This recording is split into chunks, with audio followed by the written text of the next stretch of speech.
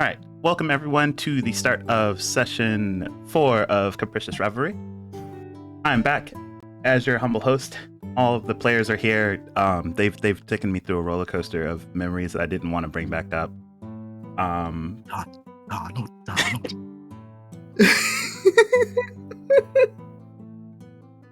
You're supposed to be though. Okay, cool. As long as it's a little. But welcome one and all. We're gonna go ahead and hop back into it since there's a hard stop somewhere at the end of the session. So we're gonna just get right to it. Does anyone remember what we were doing? I know what we were doing, but customary. We were playing D&D. We were guilting survivors.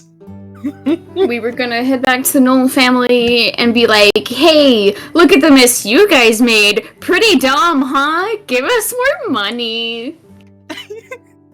That's exactly what we were gonna do. Just imagine me doing peace signs. I hope that was implied. And then we're gonna go see Pigpaw. But that also includes 2 trips through the Feywilds.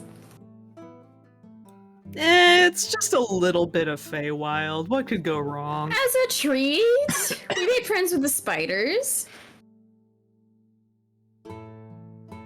I want to become a tree next. I can make that happen. Okay, I'm gonna say for just the explanation alone, Omen, go ahead and take an inspiration. You're probably gonna need it later for what I'm gonna do. Oh no! Not foreshadowing. Sorry, something happened. What happened? Who died already? Apparently I've been marked by the DM. You need that inspiration die to roll new stats for your new character. Let's go!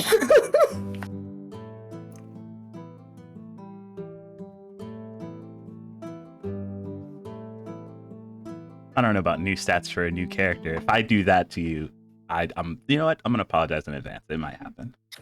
Let's go, baby. I have some brain rot I've gotten in my back pocket that I haven't let myself touch. What's in your front pocket? I have a Bees. Sharpie pen, actually. Raisins. You keep Sharpie in your pocket? It's a pen, actually. It's my favorite. It's the Sharpie S Gel.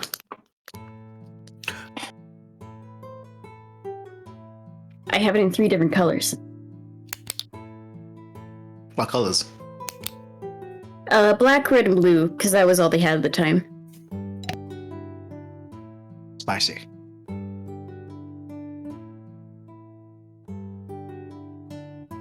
It took like 8 years to figure out how to do one command. All right, we're back now. Okay. Sorry about that. So, after taking care of discovering the truth of what were the would-be bandits and falling into the trap of another said adventuring group set upon earning their gold via the path that the Ruthdown noble family had set out before them, you all were able to fight back and garner your victory over the arsonists who had set upon the camp, with no survivors, as you would have everyone believe. With only 2 of those former members with you, you've all decided to make the trek back through the Fey Garden, thankfully with no interruptions this time. A few nights worth of camping, a few more rations marked off, and you find yourselves back at the Ruthdow estate, ready to deliver a different truth onto the, enigmatic noble. In and of itself, the guards waste no time informing the noble as you all wait at the door so that you can be allowed in. Prisoners in tow, we begin session 4.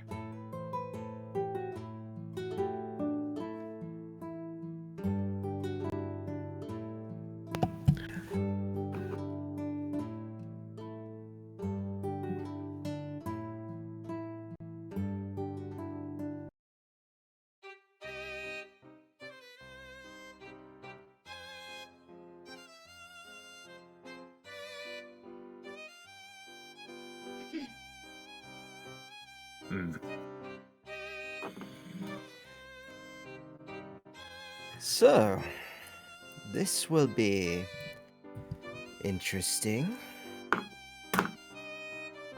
Who's gonna do all the talking? I suppose Zaylee and I would be probably doing that. I'm not allowed to do any of the talking. Please.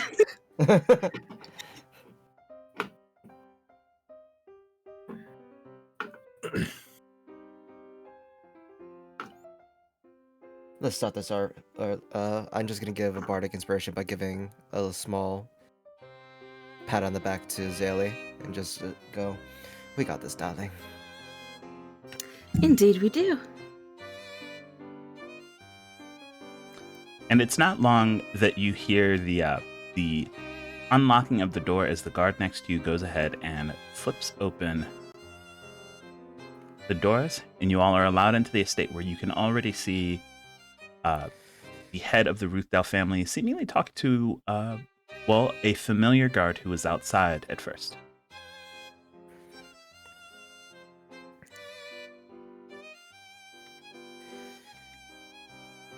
Pardon the intrusion, dear sirs.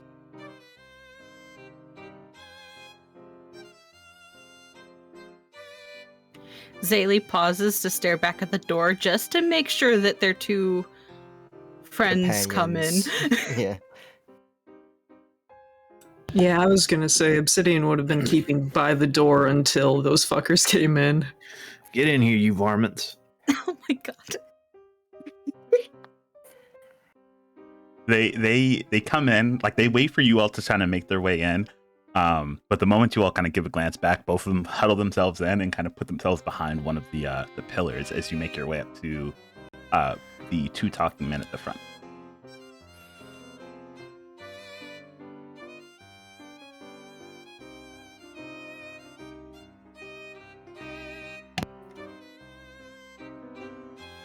Zaylee will just glance over at them talking and just wait patiently for them to finish.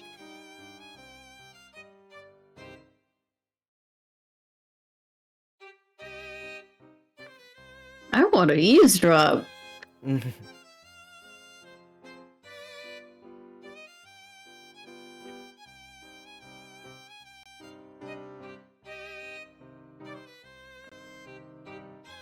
With the appearance of you all, it seems that he wasn't really expecting you all to just kind of be there as he was continuing his conversation with the guard. What kind of check was it again? Perception check. Oh yeah, okay.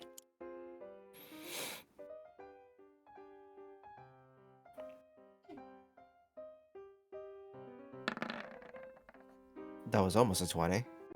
You love to I see love it. that for me.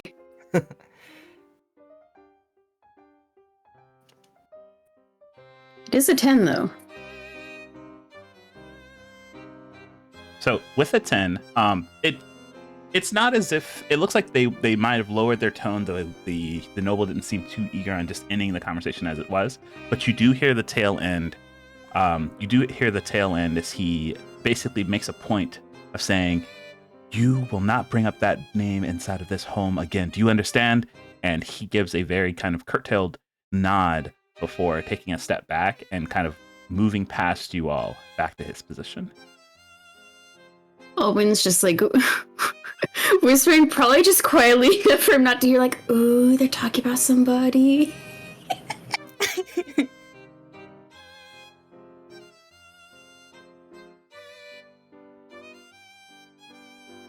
The noble kind of gives a very like solemn heave before he looks back over towards you, and he goes, "I did not expect to see you all back so soon.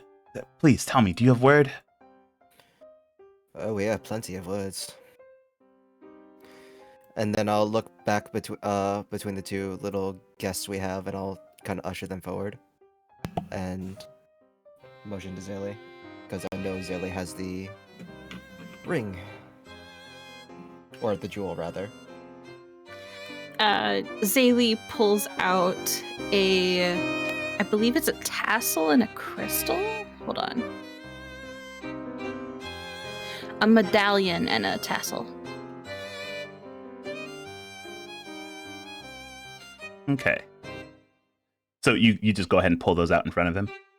Yeah, I pull them out, but like I'm not like showcasing them.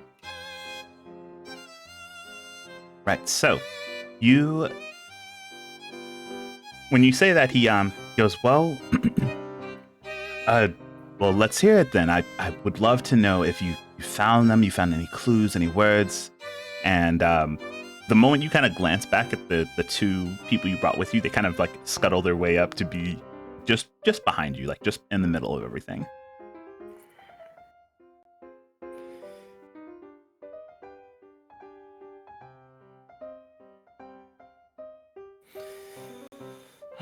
Dear sir, it appears that, well, yes, you would send more people.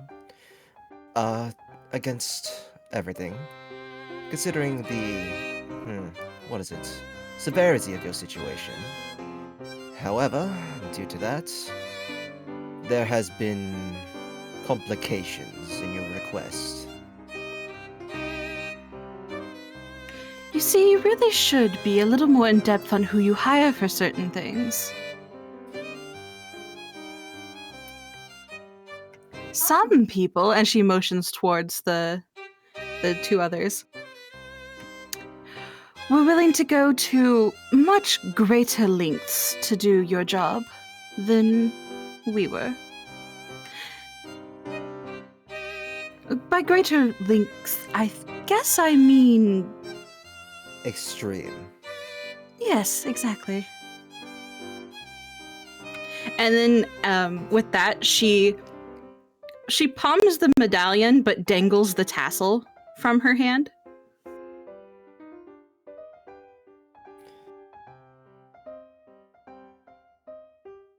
So as you're speaking, his eyes kind of dance between the rest of your party and the two who seem to have been singled out by the rest of you, and he goes, "Well, of course I would have sent. I'd have sent more. I knew that they were up against bandits, and I wanted to ensure in every sense that and his voice kind of dies the moment that the tassel goes dangling from your hand, the broken pieces of ends kind of shifting where they were snapped away, and then the obvious middle portion that floats a crystal with his family emblem inside of it. And he goes, No.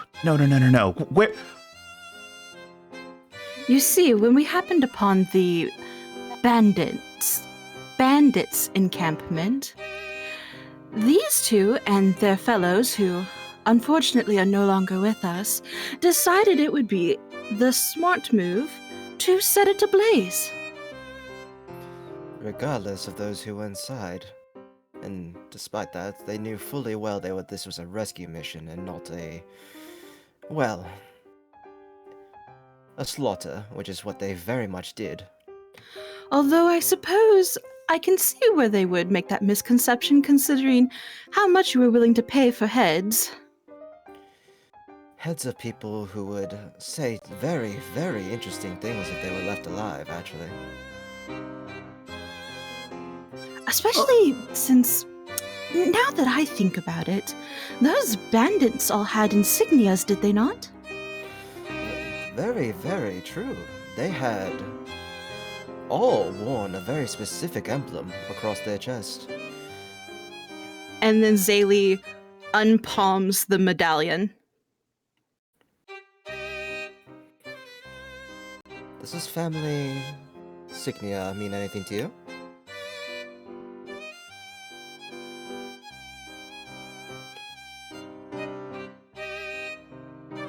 So you can see his facial expression kind of shifting as you see the anger that he had that the safety of his daughter was not put at the forefront suddenly turn into almost a defensive posture as he kind of senses where you're leading with this as it was placed on every single notice and everything he had said to anyone who came to the manor that he was taking proof that the heads of the bandits were dealt with. And when you unpalm the medallion after saying that these were not mere bandits, he looks down at it and he goes, "That damn pup of the Glimdaka family wasn't dead. And he took my daughter. And now it's come to this."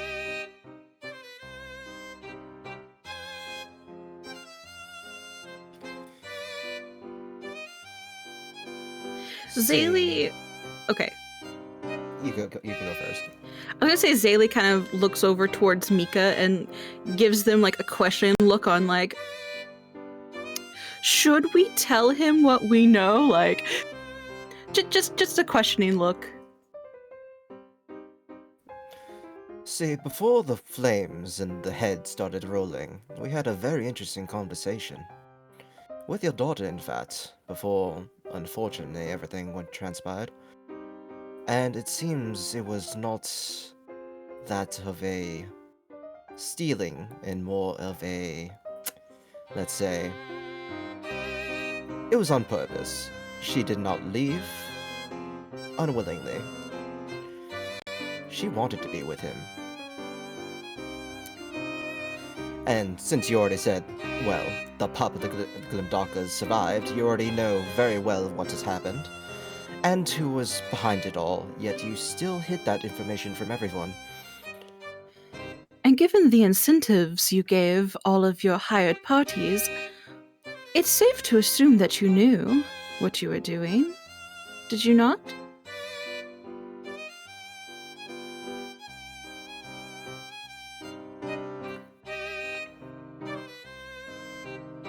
He looks between the two of you before trying his best to regain his composure. You can see that his brow becomes even more red as he tries to quell some of that anger, and he goes, "I could not be sure with all of the information that we have, but that is part of the reason why I declared that I would be taking different measures based on what the rescuers of my daughter did. The Glimdaka family was known to be traitors of our kingdom. And thus, I decided that whether it was mere bandits or the remnants of their home, they would be treated as such. I just did not think that my daughter would go to them willingly." Really, because love is a very powerful motivator. Very, very powerful. And I believe in her dying words. And I did listen to the daughter for a minute, right? Because that conversation went on for a while. Mm-hmm. And I don't remember the words exactly, but it's just like, I remember she like scorned his name. The family name? Something to the sort of, if her family had these types of monsters inside of it, she wouldn't be part of it. Yes, and I'll say that in her voice.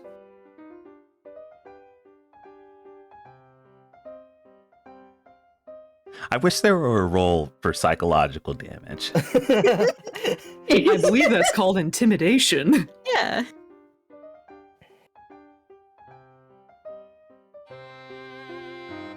You know what? Give me your best intimidation roll with advantage.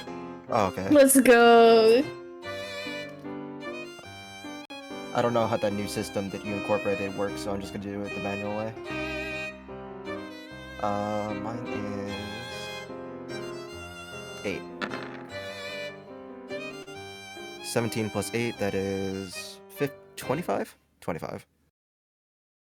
Yeah. So with a 25, you can almost see him. You can almost see a shiver run down his spine as you go and mimic the voice of his lost daughter, and the fight almost seems to die in him as he hears words that he probably never even assumed feelings that he assumed that she didn't even carry. And he goes, I only went with information that I was given. I went to the king with it, as any good noble would.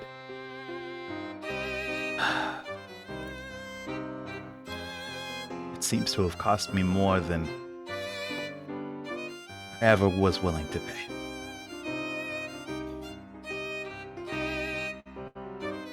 At the end of the day, your actions led to her demise, whether you want to admit it or not.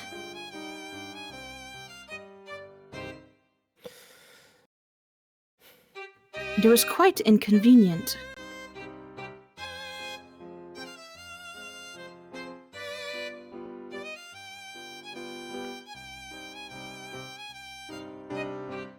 You watch as he kind of clears his throat a bit, trying to well up the same tone that he had before, and he goes, "You saw my daughter before the flames started. Please tell me she was not in too much pain."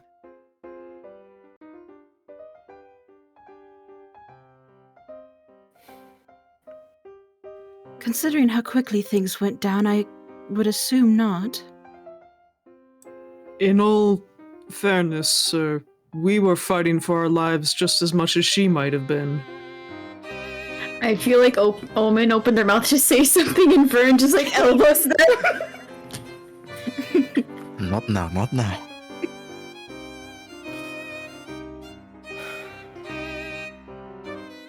Right. Well, I suppose that sending multiple parties to do a single job was not wise. I'm sorry. You have my sincerest apologies for the amount of danger that I placed you all in, for my foolish want. Well, when you incentivize slaughter, I really don't think it is out of the realm of possibility to assume that such things might happen. That you might lose somebody that you were trying to bring home. It's often the people that we try to protect the most are the ones that often don't want to be protected. Your protection of your daughter led to these events.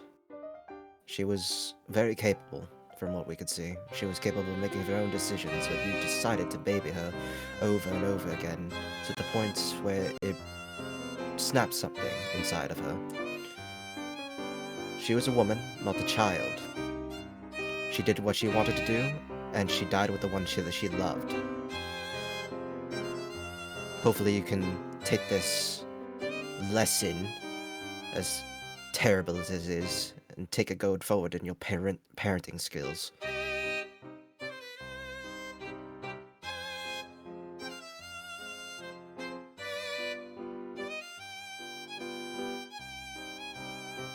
And not only that, an apology for everything. Do you honestly think that an apology can wipe away everything that has just transpired? You came to information with the king about the family, who, from what we learned, didn't have many plans at all. And what seems like they were just going to run away and whisk away into the dark. And you incentivized their slaughter because they had secrets that you wanted gone. See, I know you nobles. I know how you think. Whatever they had in mind is something you didn't want to be let out. Now, while this pin, and I just pull on my lapel, doesn't mean much in the world anymore, it carries some weight. Do you understand that?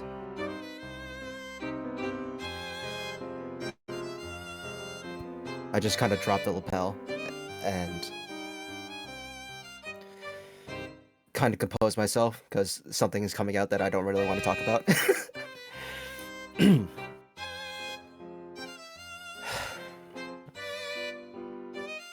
Okay.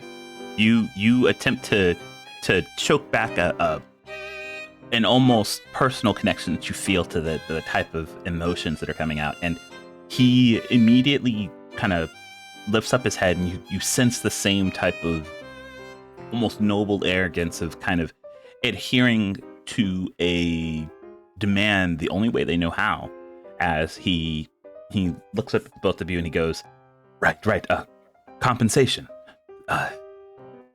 That much I can do for the inconvenience.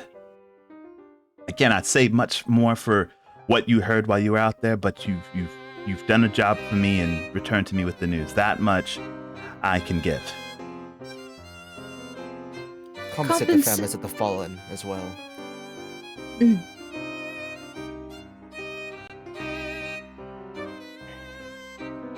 And you watch as he heads over.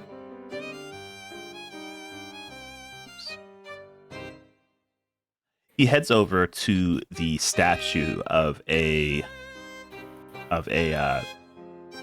female lioness, and you watch as he takes one of the very same gems that were on the tassel, and he removes it from his own formal wear, and he places it into one of the indentations where one of the claws of the lioness would have been. And you watch as a false plate in front of the pedestal that the lioness sits on appears, and after shifting it over and pulling it out, he seems to have pulled out a chest.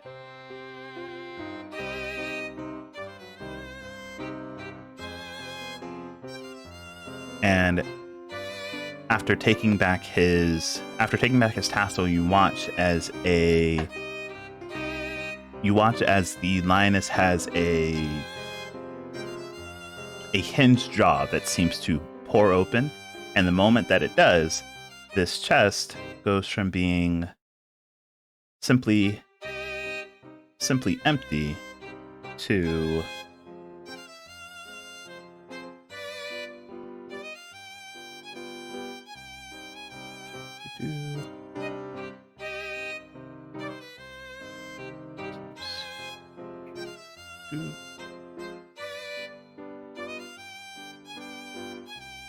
overflowing. He simply watches some of the random coins simply make their way down until he reaches up and kind of closes the lioness's mouth, and he looks back at you all and goes,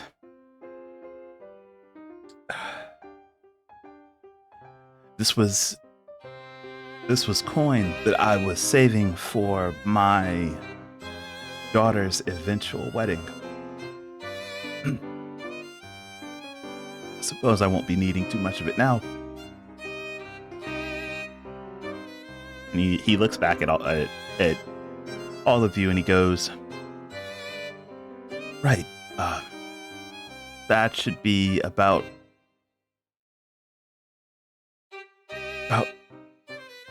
an assorted 2,000 gold pieces.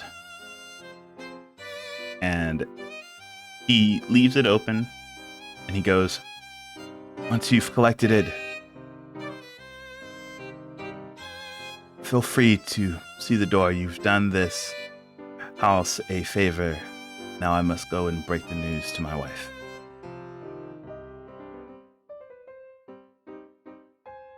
And unless any of you stop him, he's going to start towards the door and up the stairs.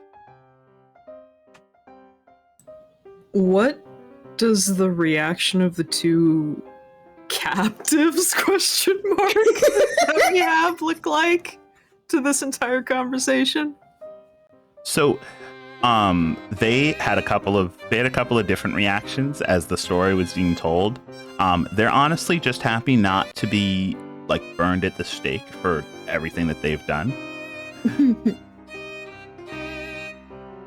Now they see at the moment they see you kind of like glancing towards them, you see the archer kind of look over their shoulder at you, like maybe he was looking for a way out.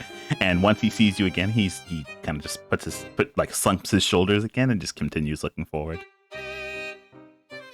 I feel like Owen mouths the words undo and redo at them.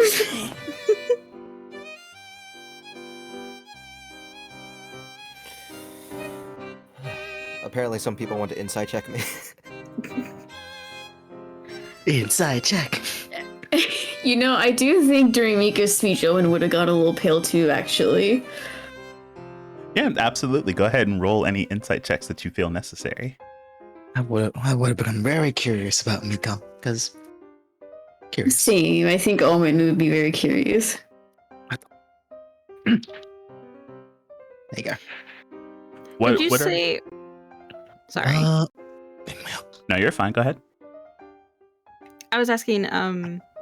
Did you say Mika threw the lapel on the ground or flashed No, it? just kind of lifted it up, just kind of like how you do with like your thumb, and then Okay, you just push it up. Yeah.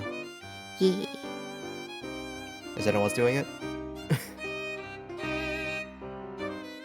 16. 14. 16. So, Mika's normally shown lots of secrecy towards a lot of things besides the order, but things have slipped out. But when they were talking about nobles and family, they seemed to get a little bit heated, more so than they were usually. Because even in battle, they were just kind of calm and joking around, but that was just something that kind of broke the camel's back.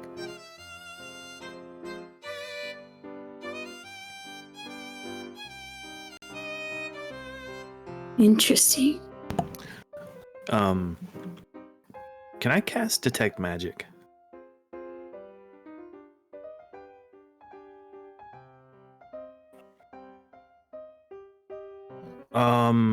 I think it's a radius. Yeah, so I think it's I think it's 30 feet. yeah, it should be 30 feet. I was just asking the direction, or are you just pointing it at the chest? Yeah, I'm mainly going to be looking at the chest, but yeah. Fucking mimic.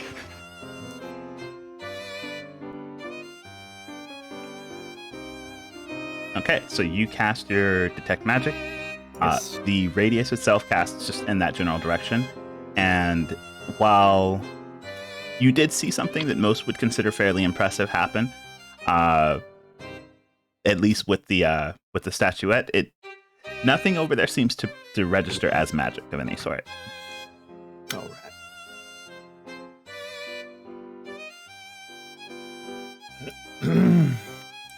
I just wanted to make sure there was no traps. I'm gonna head back down. So, let's collect this blood money and be on with it then. Safe to say we've got what we came here for, yes? Safe to say. Mm-hmm. And in that case, Obsidian's just going to kind of sidestep and give the archer dude a look as if to say, now is your chance, buddy. So yeah, the moment you kind of give that sidestep, he goes, are we free to go? You come over here first, Archer. And then I'll step over to the thing and grab 100 and just, or whatever I can, just like, I guess like as much as if there's platinum in there, I guess. Give them that much. You know what? I'll make it easy for you. There were a collectible amount of platinum in there that you can use to kind of keep it simple for you. Okay. So I'll give them a platinum or two. Do something with your life. Join the order. Something. Your skills are useless here. Help people. Off you go. So you kind of palm them the 2 platinum pieces, and after saying that, you watch as they turn tail, and they don't want to give like a full sprint, but they definitely kind of jog out just away from the vicinity. Saley just waves her fingers at them.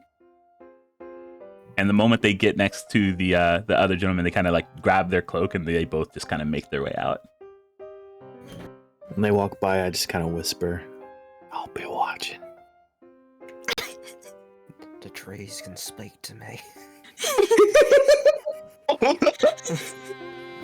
mean, they do. The trees have ears. I need some air. Wouldn't y'all collect my share, would you? Yeah, sure. Vern, if you'd be a darling and just grab the box, we can divvy it up later. Thumbs up.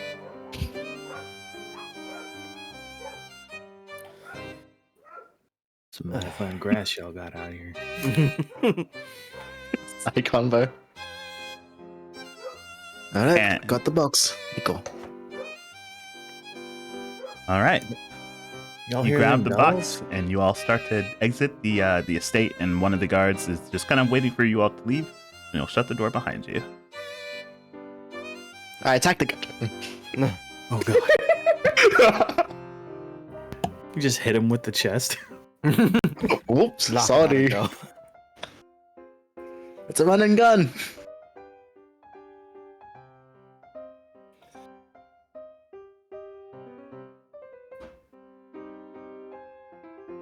Zaylee, darling. Hmm? You're leaving. Oh, yes, yes, yes, yes. I just kind of give this. This is the one that I spoke to before, right? Yes. I just give him a knowing glance. If you need anything, or want to say anything, you know where to find us. He gives a couple of like stiff nods before kind of looking back up at the banister where the noble went before, and then steps out with you all.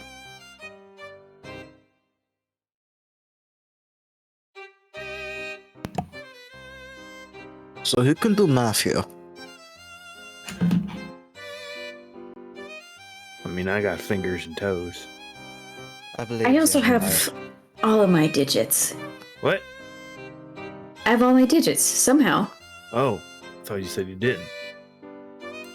We could certainly give it a go somewhere secure before we head back out on the road.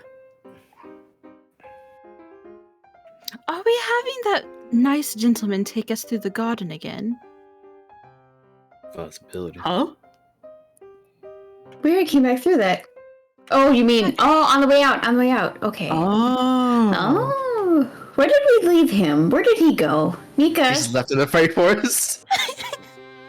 I'm pretty sure we just left in town because we needed to restock anyway. It's fine. That's yeah, true. he would still be in town at the same tavern that you all had stayed at before leaving the first time. It Big would be payday. reasonable to rest tonight. We have, like, traveled for a few days and then killed a whole bunch of dudes. And then we came back. We haven't, like, properly rested in about a week, right? Right? I don't know about you, but I've slept pretty well. I have too. Think it might be a good idea to celebrate after a nice little We haul of money we got. Celebrate each. after we divvy things up, right? That'd be the safer option. Oh, of course. Since it's all like platinum, I did them as 33, and I gave 2 away, so it's even. It's not even like 33 repeating. It's like 33 each. Woohoo! Nice. Nice. Miss Rose, you can have my share if you want. I don't need the money. 33 you platinum sure? each. Not really. I only need enough to buy groceries. Well, all right.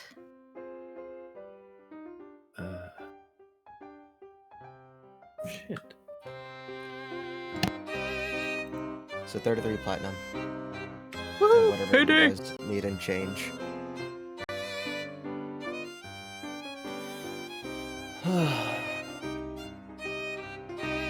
And you all are simply heading back to town. Yes. I think so. think we need I need restock. to buy more chicken and flour.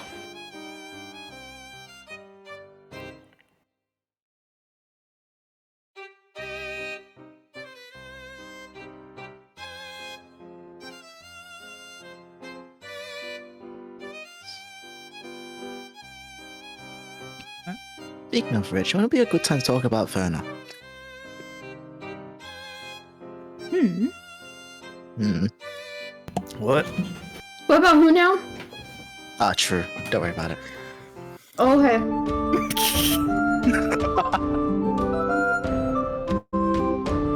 Ah, the classic music's back. Yay. I thought I was the only one that heard it. You can hear the theme music too?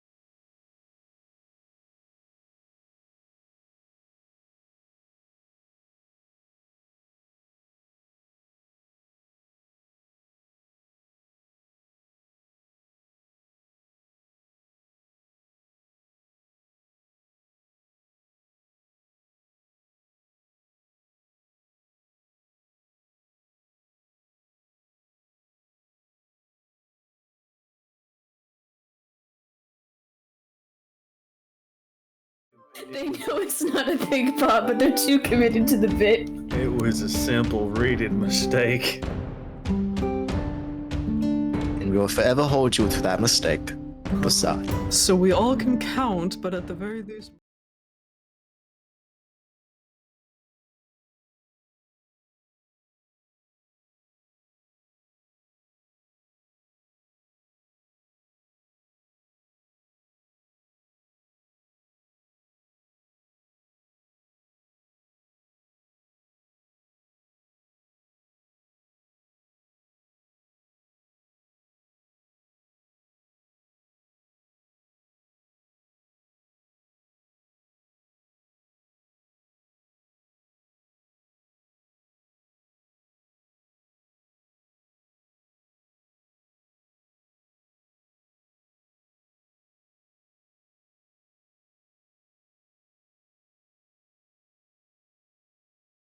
It's not so much, yeah.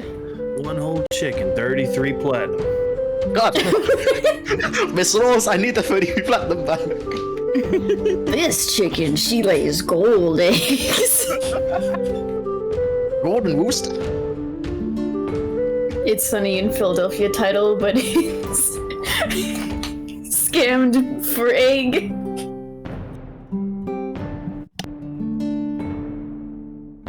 I don't know about you, but that doesn't seem like a smart purchase.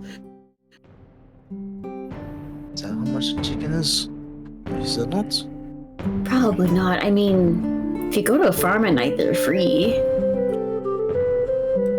I think that's called, killing somebody's livestock. Oh, you don't kill it there, you take it. Obsidian just looks even more concerned. Werner's considering it because it's free. I mean, if no one's still stopping him, he'll take it.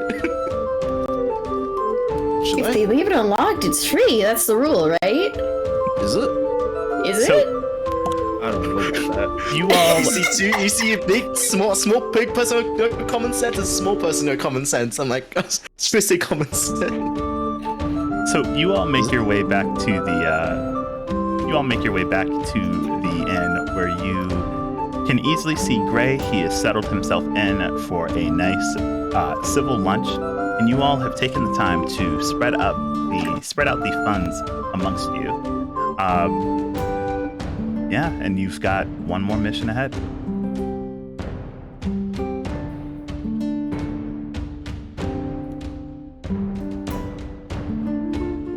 We should probably talk about my condition, huh?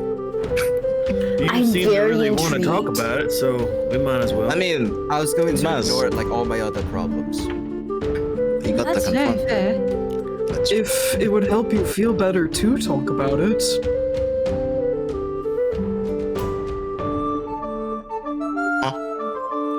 Jesus. Huh?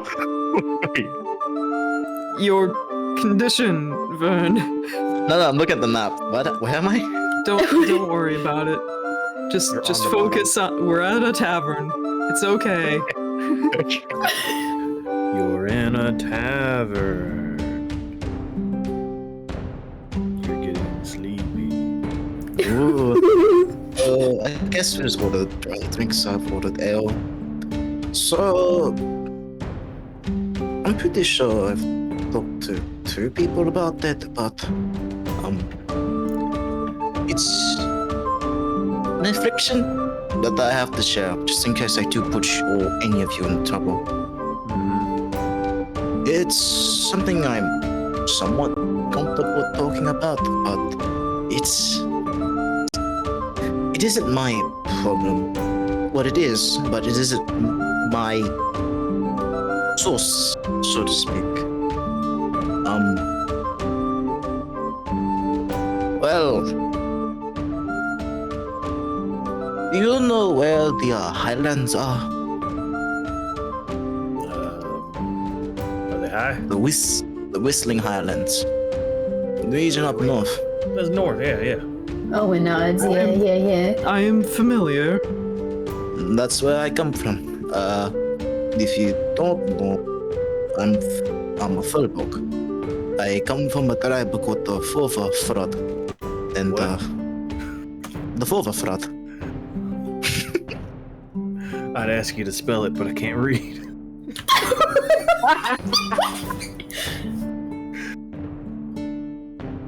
All right. Fova. I come from a tribe of warriors, defenders. We call ourselves defenders, and so to speak, I fight a lot of fiends during my life there. A good how old am I again? I'm checking.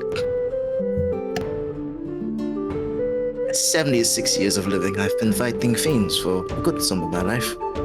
Excuse me. Pardon? Nothing. Don't worry about it. Never mind.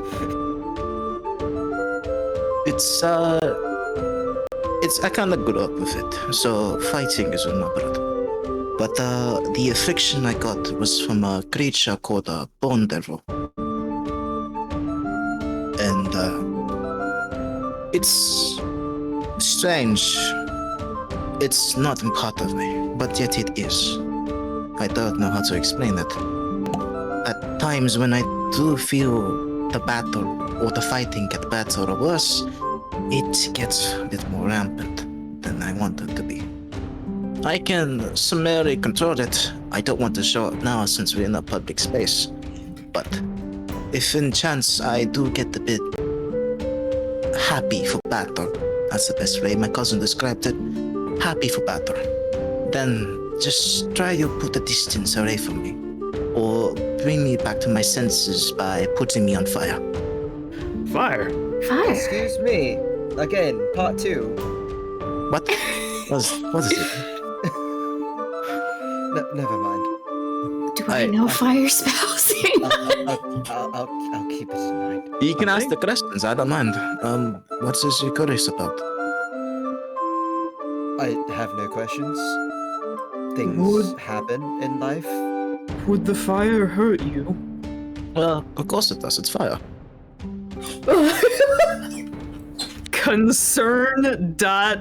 Concern.obsidian. This is the most interesting condition you have. So It's... this has been a tested method and it works. No, So does it work? technically, it's more of a cultural thing, really. In my tribe, whenever we see death's door, in the most glorious way possible, we set ourselves on fire. So And I'm just a bit of a presumptuous one, I'm just guessing. Maybe the fire would help bring my mind back to where I come from. It's just a guess.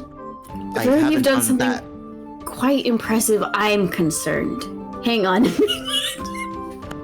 You're concerned? Yes. You know, I might have a better idea. You seem to really like your food. I think Yeah. lose your mind a little bit.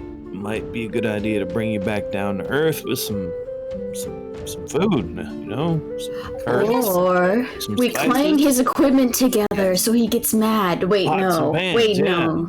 no. That might be bad. Hang on. If we I mess with can- these things when he's already mad. Hang on.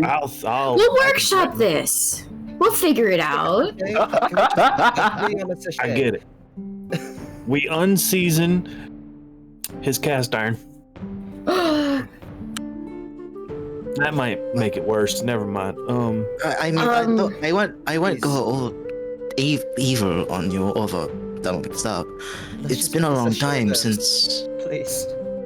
it's been a long time since I've been that level of fury, anger. I don't know, kill everything on sight. Style.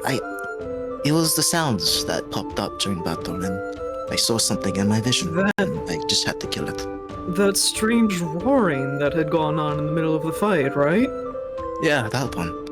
It reminded me of home in the worst way possible. What even was that, actually? I I don't Now know. that we think about it. What Vern did was real sick, though. I liked watching that. That was cool. I think I was unconscious. I don't remember. You were there. You were a zombie. I remember. You were beyond our vision. I think we couldn't see you and you couldn't see us, but I saw everything. Again, it was really cool.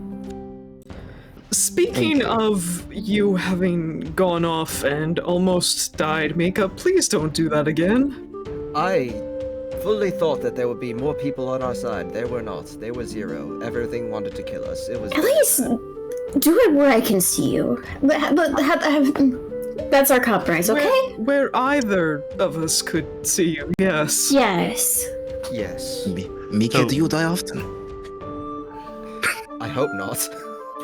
Gray, I should say, is just sitting at the table, and he while you all are talking, every time something like he knows that you all aren't leaving for the day, so every time something even slightly problematic gets mentioned, he just orders another drink.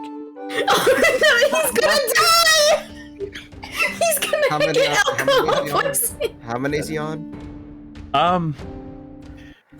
Sounds like Roll a good a idea, D6. actually. He's 100. He's about 3 in. Oh, God. Okay, that's not that Wait, bad. what's he drinking?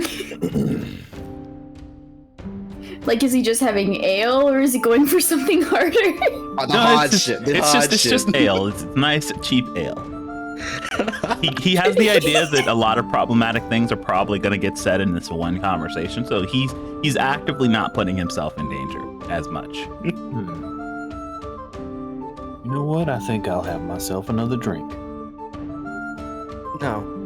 Yep, it's happening. No. Yep, can't stop me. Oh, are we drinking? boy. Are we having a casual drinking night? Mm-hmm.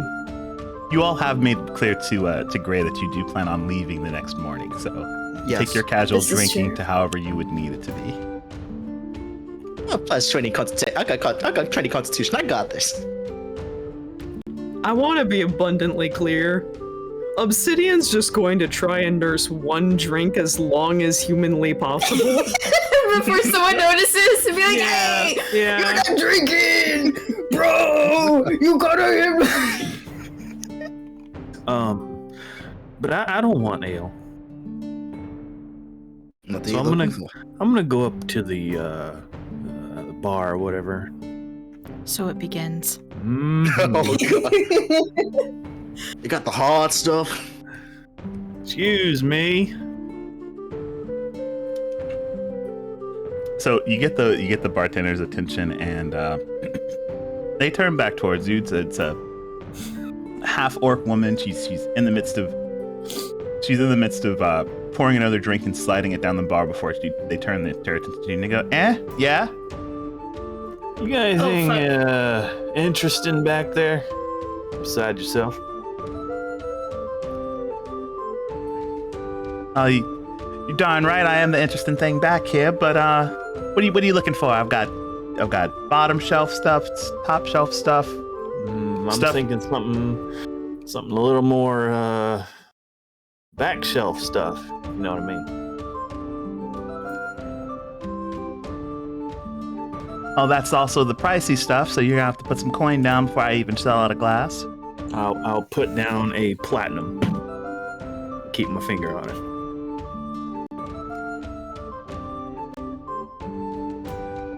Okay.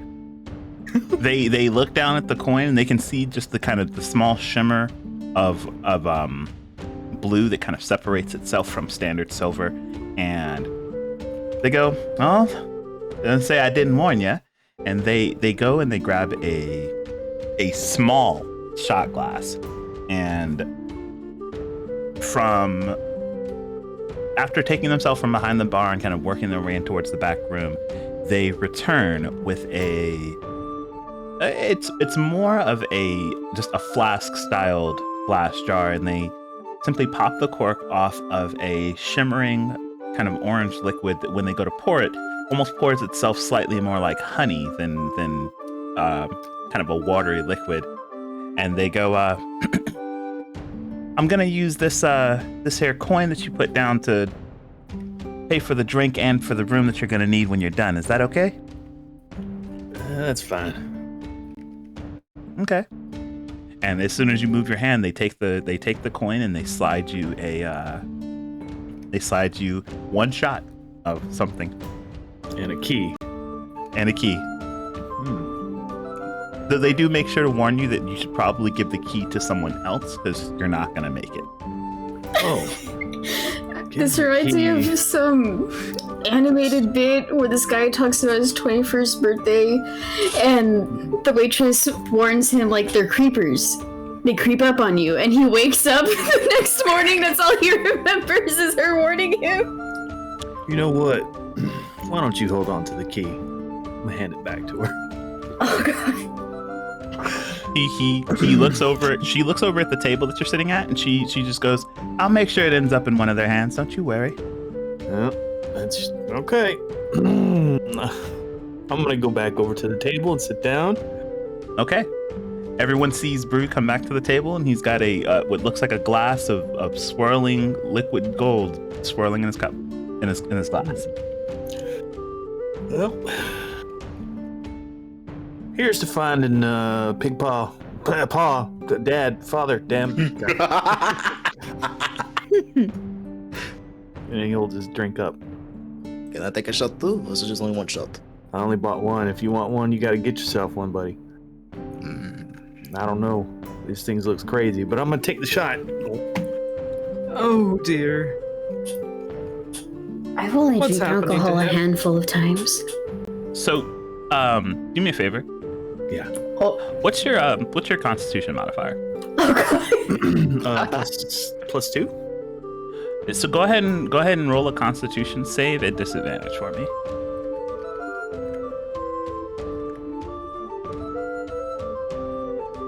Okay. Oh, Well then. Disadvantage, though.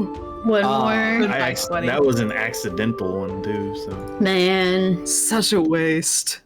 So one more. that's better. Man. Yes.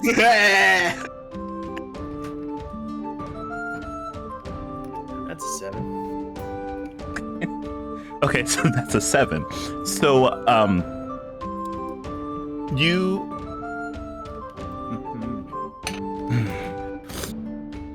Boy, this was not the best one. So you, you have already gone completely past your limit, and you are almost near passing out from just the sheer inebriation. So much so that the moment you go to kind of brace yourself against the table, have you ever played with a controller and realized that all of your controls were inverted? That is actually now you. And Wow. the way you move, the way you talk. In fact, when you go to try and tell people that you aren't feeling that good, everyone hears you talking in reverse. Nice. Did he get possessed? That'd be so cool. Oh my god, a bone devil! I don't think it's a bone devil. I think. Broussard's gonna start kind of like giggling a little bit and steady himself as he stands up. And he's That's gonna start- creepy. He's gonna That's start creepy. like stumbling towards the door. Inverted jiggling. Someone should help him. Wait. First of all, can he? I don't think he can. Just based on. He thinks he's going towards the door, but he's just going back to the bar. You go ahead and give me a dexterity save. You're just trying to keep your balance at this point. All right. Let's see. What's my dex? Why do I feel like you're just gonna collapse on the floor? That's what happened. You go and stand up, and you thought you were going towards the stairs to go to your room, which actually was the door, which actually was the bar. And before you even get away from the table, you kind of take 2 steps back to push your way from the table. And before you even can start making forward progress again, you fall backwards and kind of lay flat onto the ground. And you have the spins now. The entire room is spinning. Okay. Oh. They don't mess around here. Or you paid them enough to mess around, at least. Okay, this is the part where I tell my cousin to throw him out into the snow, but we don't have snow here, so what do I do? Generally, we take somebody to their room at this point. Yeah, that would be Yes. the common courtesy, and then throw him on the floor in his room or something similar. Lay him on his side, though.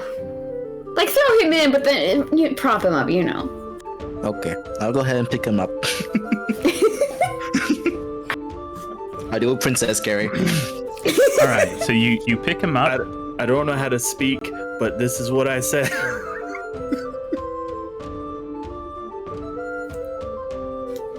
Yurtsaran, if Duniv. Yes, that it there. Yep, there. Oh dear. Yes, I know. You do need to go to the bathroom.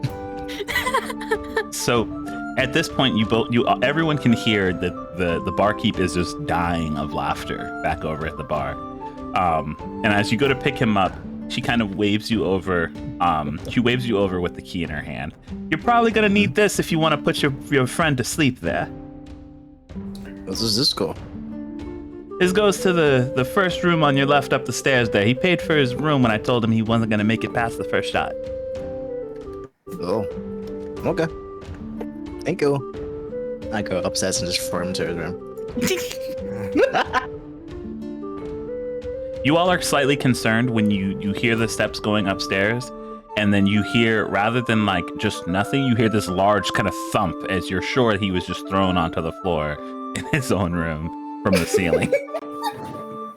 That's what I need to do, right? Throw him on the floor? Put him on his side. Which side? Either or, just one. Is it the flat side or the side? Left or right? Side. Yes.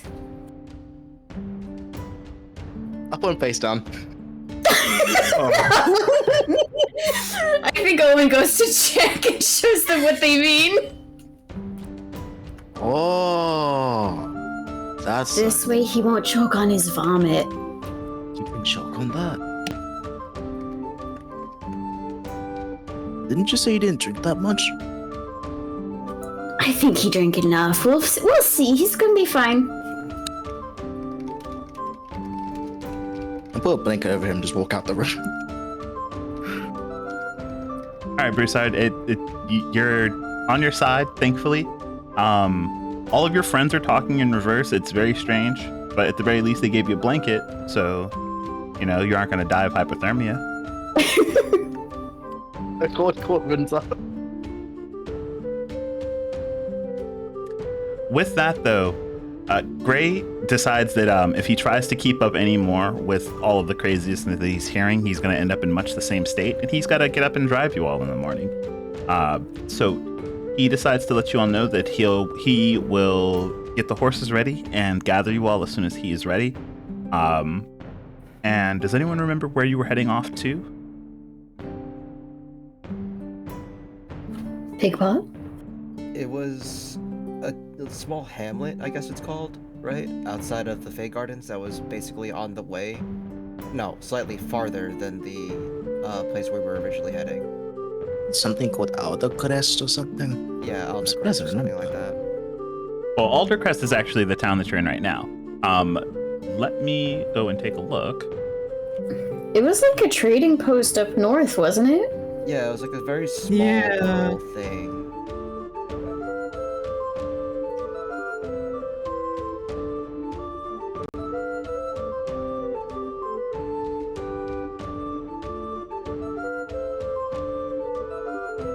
If we were told, I didn't write it down. Yeah, I'm looking at the notes as well. I'm like, Yeah. Honest to God, ran to Cora's notes first. It was. So yeah, it was- you are heading towards the town to a small hamlet called Horton, just outside of the Fey Gardens, in the Rolling Hills. That's why we took both Horton? of the things, because they were right there. Horton, Horton? Orton. Horton. Horton, he's a who? Oh, God.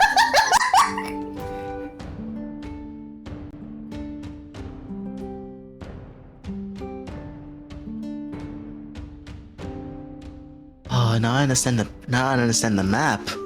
Okay.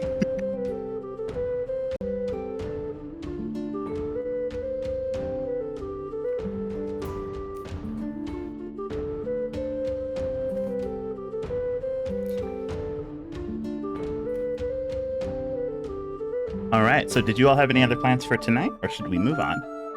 I think it was just stock up on. Actually, no, we don't need. What's it called? No, we do. We do need. What are they called? Rations, because. Yeah, we just need a refresh. Yeah. Rations. How many rations were we spent trying to get back here? Just Probably checking. like 2 or 3. Yep. It would have been another 3 from the 3 days travel. So we would just spend 6 in total? Yeah, I'm basically out, so I need to get on more. Oh, Definitely shopping could then. use some more myself. Yeah, so we'll just get that up, I guess. Ration shopping time. So that's half a gold every 1 day ration, right? So that's A ration, yeah, it's like 5 silver. 5 silver. Okay, so 2 for 1. I'm gonna just make it to where I have 10 again. Same. Yeah. Also just subtract 5. I am having so much trouble mentally trying to figure out how much gold Same! 5 Because portions we have of 33. rations would be. So 2 rations would be 1 gold. Okay. Oh wait, where do I put gold in my sheet? Since you have platinum and stuff like that, just like take 1 away and then put 10 gold, and then that's how much gold you have. I don't know where that is though. Is what I'm saying. Oh, it's in your inventory. Let me open your thing. Hold on, because I made your sheet.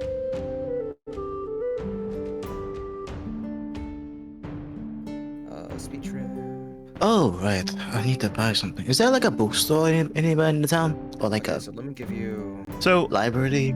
Aldercrest is the biggest town down here on the southern part of the God Steps. So you can find a bookstore in town. That shouldn't be an issue. My main goal is to find information on bone devils, so I told her to start looking. I'll probably ask the party. Does anyone know how to find information on fiends? What I don't think that's kind? readily available. They weren't very Public. common in my range, so can't say I would know. Would I know anything about that, considering my education, or no? You can. So considering your education, go ahead and roll me a knowledge history. I was asking the same because of my heritage and how I grew up. Yes, you can give me a roll as well. I'll do a roll specific- too. Well, actually, Hey, and I'm I'll looking. I'll take either a knowledge history or a knowledge religion, whichever one is better. They're both as intelligent, surprisingly. Specifically, I'm looking for information on bone devils. Bone devils. Accent. I can't even see that. Oh, we both got 21. I don't know much about no bone devils, but I know a little. Bone devil. Yeah. I've encountered one before. Really? You say that? Hmm? Nothing. I didn't hear that. I didn't hear that. So with those rolls, you you both know that while Aldercrest is definitely more of like a main trade stay, leading up from the God Steps, most of its higher learning or higher places of education are stemmed directly from their the available library at their town center. But specifically on fiends, you both know that he'd have a better chance of heading towards any of the larger churches in the area. There are a few separate gods depending on who you pray to, but at the very least, most of them don't have their full collection, especially something on a particular topic like that, available to the public. Though, because of some people's thing, depending on who you ask, there are some people who just might be able to answer your questions outright, depending. It's Also- something I do. Go ahead. Omen doesn't know the half orc at the bar, does she? No, you don't. But Okay. you make sure to take a separate look every time you see someone like that walk by. I thought that was the bomb you were dropping on me! Anyway. At some point, I need to find someone who's knowledgeable in the bone level or find information on it. So that will be what I'm looking for whenever I can get it. Just a heads up. Do you have something in particular you want to know about them? I could probably What's tell you the- how to kill them. No, that's one way to go. But if they have anything learning about getting in how they live or possess or curse people or afflict people, that'd be great. Because I want to get rid of this affliction, if possible. Can I take it? Can I take it? Do you want to try? I don't know how that would begin, so we would need to do research first, but let me know. I don't mind you doing it. I don't mind the. Well, it depends what you're gonna do to me. I don't know, and I would need more information to do it safely, quote unquote. I would imagine it would be extremely painful and excruciating, but I would find it very interesting. I would love to document it. Omen, why does your tone seem to give me the impression you would do it even if it wasn't safe? Safer. Woman, Right. Someone had a question for me? I was just gonna ask if I could recall any of the information he was asking about. So with the role that you had earlier, you have general information on fiends in general, mainly that depending on how high of a level the fiend is, they have a lot of trouble existing on this plane. Even direct summonings usually don't end well for the fiend in general. And as far as possession goes, that's actually the mainstay for how fire forms of devils and demons make their way onto the plane, is via possession of weaker psyches, and then slowly but surely morphing the form into something they can easily use, or I guess closer to their natural form. Being that as it is, it's usually something that happens in a fairly one fell swoop type of motion. And if the moment he kind of says that this is kind of what's happening to him, if this is really what is afflicting Vern as it is, you get the idea that it's, for whatever reason, it's manifesting itself more of a, as he's put it, an affliction or a disease, more so than a gradual, more so than an immediate possession. And you're not sure why. At the very least, if that's how it's presenting itself, it would be the first time in any sense that you've done your research or anything that something like this has happened. Omen, I said to myself, my tribe set themselves on fire. I think I can take a little bit of pain. And I'm assuming I would know how to kill them, just in general. So, the order definitely does document every run-in they have with fiends and devils as they come through. You specifically know how to kill people that have been possessed by them, especially if the possession hasn't come into full effect yet. But at the very minimum, it's becoming rarer and rarer to see these types of possessions take place, more so because at the very least, the people responsible for even bringing these sorts of scenarios into play don't make themselves obviously visible. But you do know that along with the Order, there are several other smaller groups that are specifically dedicated themselves to the tracking and hunting of just different abominations across the land, aberrations, demons, devils, whatever the case is. There's usually someone dedicated to hunting them. Good news. No, it's not good news. Bad news. Oh. You're a target. Good news, That's- you with me. And I just give a thumbs up. He puts his hands in his shoulders, like he crosses his arms, thinks about it. Yeah, okay, I can trust you on that. Yes. I'm supposed to be the ominous one. You're supposed to be the one that does the talking, like the good talking. I can do good talking and I can be honest. Man. Look, it's not every day that someone like you, or like people, random strangers you met like a couple after emergency want to trust you and help you like this, so I'm grateful. This is really good. This is a great situation. Smiles.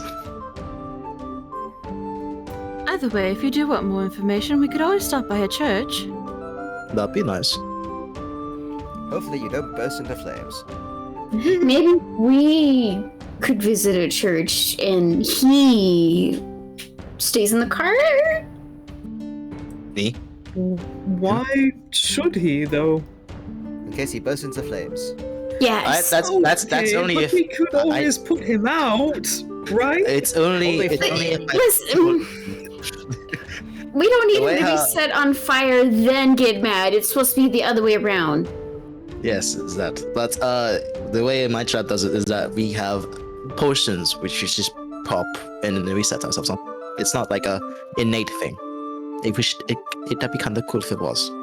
I didn't imagine your tribe just spontaneously combusted, but now I'm sort of picturing it. I can actually honestly picture that too.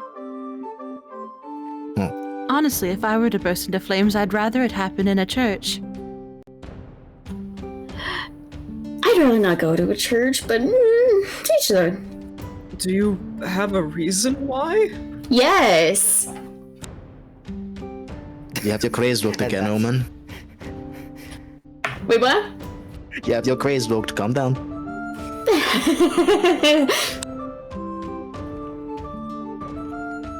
I So don't mean just- to pry, but church seems rather mundane of a place to be, right? You would think so. Anyway, I'm gonna go check on our buddy, our pal. I'm gonna.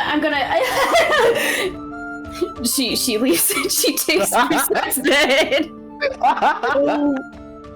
Oh my And god. There they go. Should we go to the church or not? She didn't seem too keen on going. I don't mind delaying. It isn't so bad. It's only. Yeah, I don't mind waiting. It's only possible possession. No, It may was. possibly. We can't find anything out if we don't take our risks, right? Alright. Am I trusting you to kill me then? No, that is not what I meant. I just meant walking into a church. Oh, that one. Sure. I guess. Sorry? Let's find the child's father first. Okay. We're gonna do the quest now. Let's go. So, with that, you all are capable of doing any of the shopping that you would need to in town. Of course, that is excusing anything major that you were trying to find. You can simply let me know. Otherwise, you all meet up with Gray in the morning, and he has no problem setting off, at least for another 3-day jaunt through the Fey Garden and then beyond. Is everyone ready? Yeah. Yes. I have my drumsticks. I mean, chicken. Chicken. You're drumming on the chicken.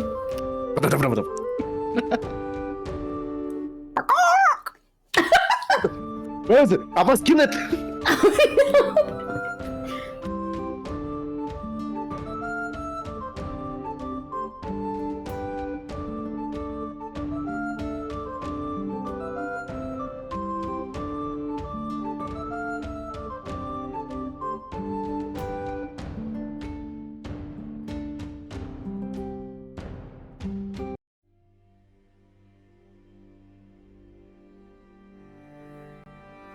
Ooh, that somber tone change.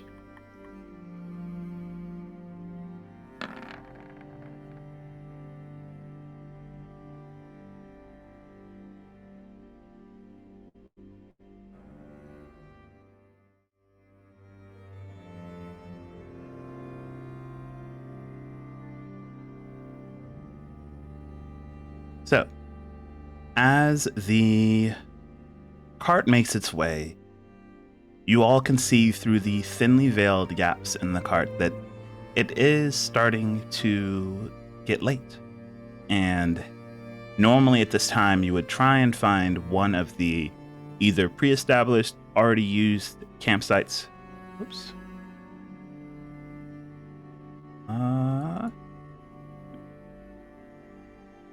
There you go.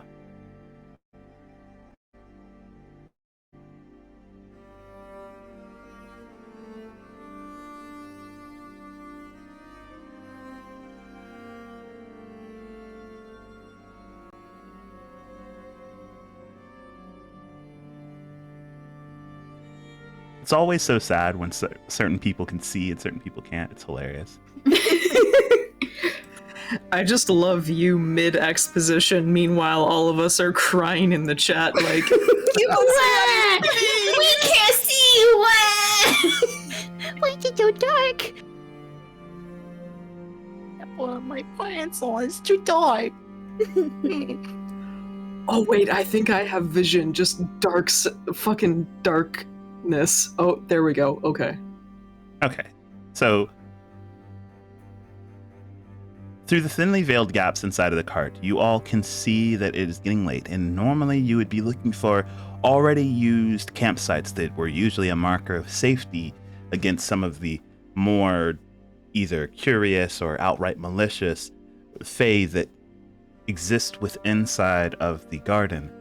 But it is unlike that usual slow to a stop that Gray would announce that you all immediately feel a huge toss and rumble as the cart goes through a bit of turbulence before finally settling through with an almost immediate halt that tries to throw everyone from their seats. And you hear just an exploitive as Gray calls from the front.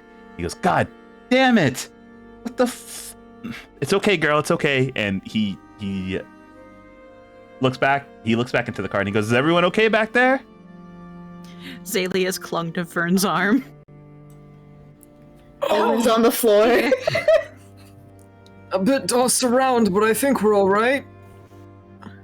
What's going on up there? My soup. My soup. I don't know what we hit. And you watch as Gray kind of moves from his seat and makes his way onto the ground. And he goes, "Oh, are you fucking okay? Okay, this isn't good. This actually is very not good." Oh boy. Holy shit, Gray, watch your language. Let me out. I'm going gonna come outside the out as check. well. Are we all going out? I Whoever suppose wants so. to. Thank you. All right, let me go ahead and grab all of you. Give me just one moment. We're being sucked into the void. Oh no. Okay. Welcome. There you go. Mr. DM, may I please cast light on my shield? May I please have vision, dearest sir? Yeah, I can hand those things over. That shouldn't be much. Imagine And I not open having my devil eyes. sight. You know, I have this thing. I have a button for most people that I just hit it and they can suddenly see again. But for you all, for the people without vision, I hit the button and nothing happens. Let me see. Ah. Let's see. What's the distance on your light spell? It would be a 20-foot radius of dim light, total 40-foot radius, I think? 20 Yeah, by 20. Yeah, 20 bright, 20 dim. Alrighty, give me just one moment and I'll set that up for you. How And come I I have have normie 60. vision? Yeah, I have 60 of dark. You won't have normie vision in just a second. Let me just hit your button. I paid good evocation points for this. Sold part of my soul to have this vision. Oh, Devil's yourself? LASIK. Devil's LASIK ain't cheap. I get my 401k on my soul sliver.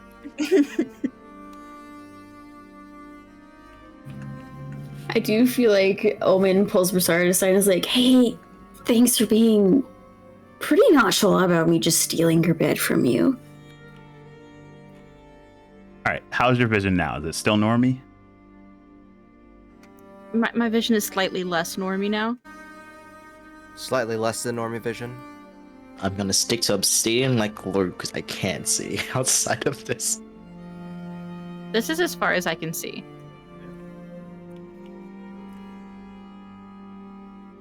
It's magical darkness. No, you can see. Well, the I guess magical I can darkness with see like, devils. yeah, like I can see the other things giving off light.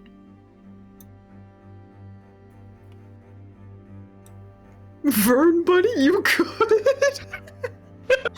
I'm just testing the limit. Hold on. Don't fall off the map again, no! You know the ragdoll in the corner just spazzing out?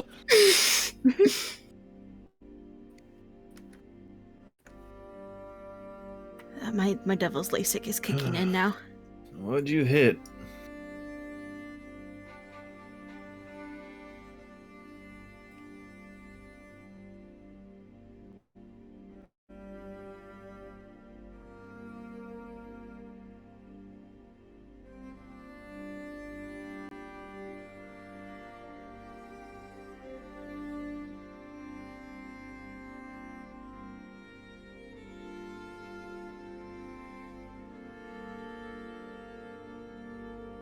Oh boy, that ain't good. Broussard, can you ask them what's up? Ask them kindly to not touch. They don't have consent. Hey, would y'all kindly Yeah. not? It didn't work. Could I try? Hold on, I think I can do a thing. Oh, by all means.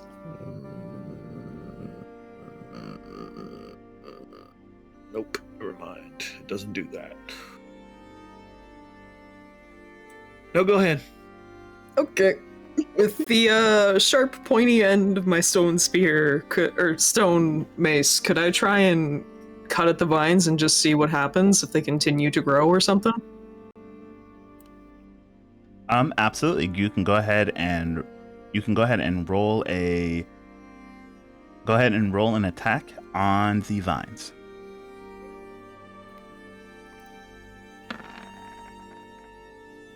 Ooh, 21. Yay. All right, that was a fairly well-placed hit. Go ahead and roll damage.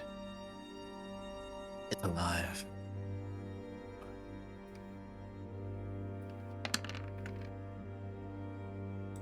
Bada bing, bada boom. Okay, so you aim at just the biggest vine that's there, trying to hopefully kind of cut it off from the ground. And the moment that you strike it, you can definitely see that it was hit, and it seems to be leaking this almost black ichor as it writhes, almost moving itself more to grip onto the cart. Don't drink it, don't drink it, don't drink it, don't drink it, don't. Can I make a nature check to try and figure out what this is? Absolutely. Go ahead and give me a nature check. Thank you. Nature is a plus 6.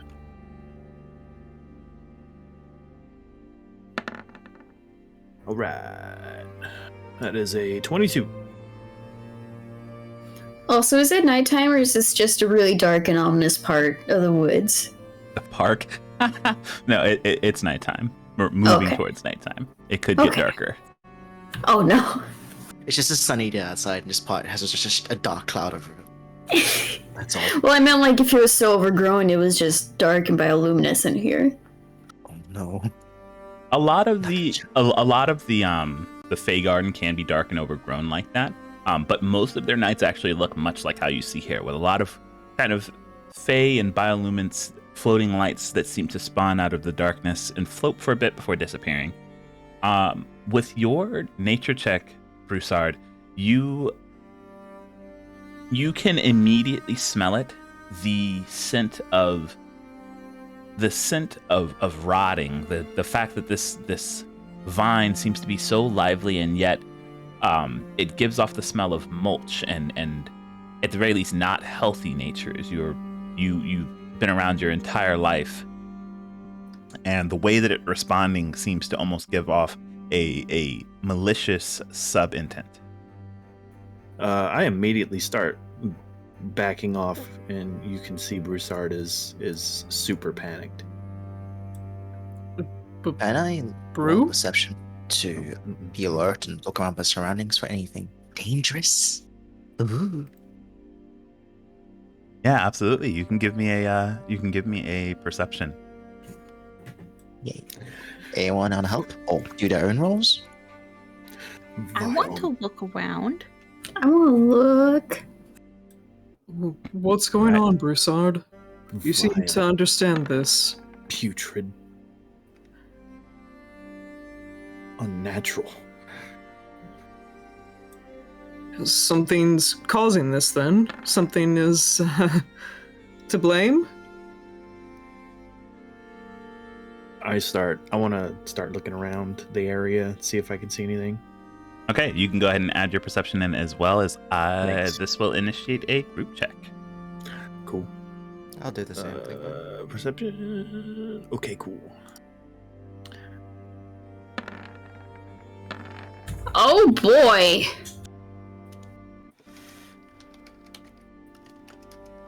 Self-check? No, perception. Ah, perception. Okay. We looking, we thinking. It's just group check. Dirty 20. Oh. It's real dirty. That's a dirty 20. Wow, wow, wow. Okay. Have I so- rolled above a single digit this game? 23. Check. So with those rolls, you all immediately turn your attention out to the big I got expanse of forest that kind of rolls out next to you. You see the wind catches the odd branch, and it seems like the entire this entire section of forest seems to creak all at one time. You can see downed logs and, at the very least, the overgrowth of fungi that seem to light themselves up in the ever so apparent shift of just floating lights in the air before falling back to the ground. At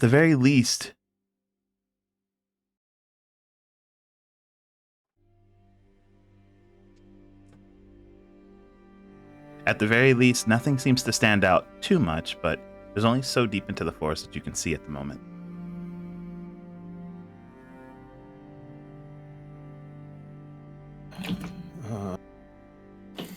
I'm Do you assuming think we should this. go? Oh, sorry. I'm assuming this isn't as easy as cutting the wagon free and moseying on to find camp. It seems as if we were to try, it would just encourage the vines to grow even more. Oh, I was about to try hitting it too. Okay. I suppose we all should all go together and investigate the forest? Or someone should stay behind? Someone should stay with Gray. I mean, Oh, I'll stay here.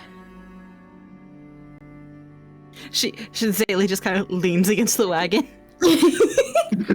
Cool girl. If you do plan on going in there, I would air some caution.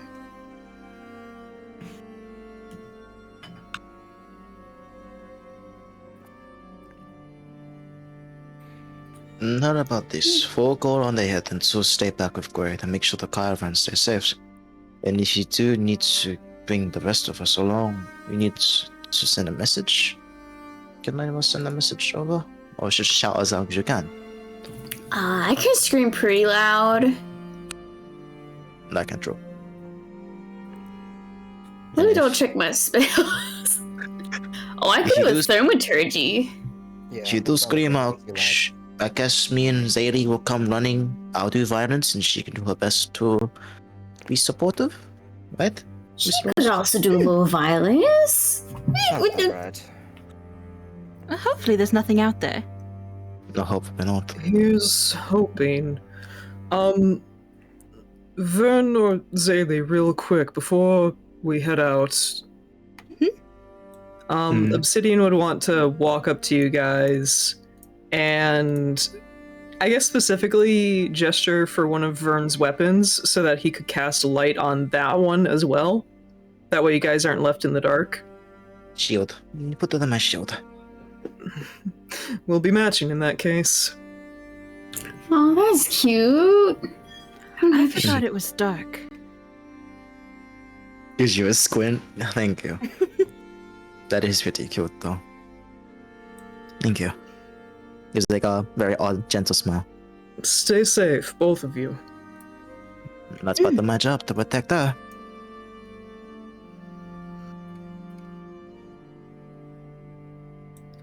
Right, so into the dark, spooky forest we go then, yes? Suppose so. Out of character, $5 says one of them dies.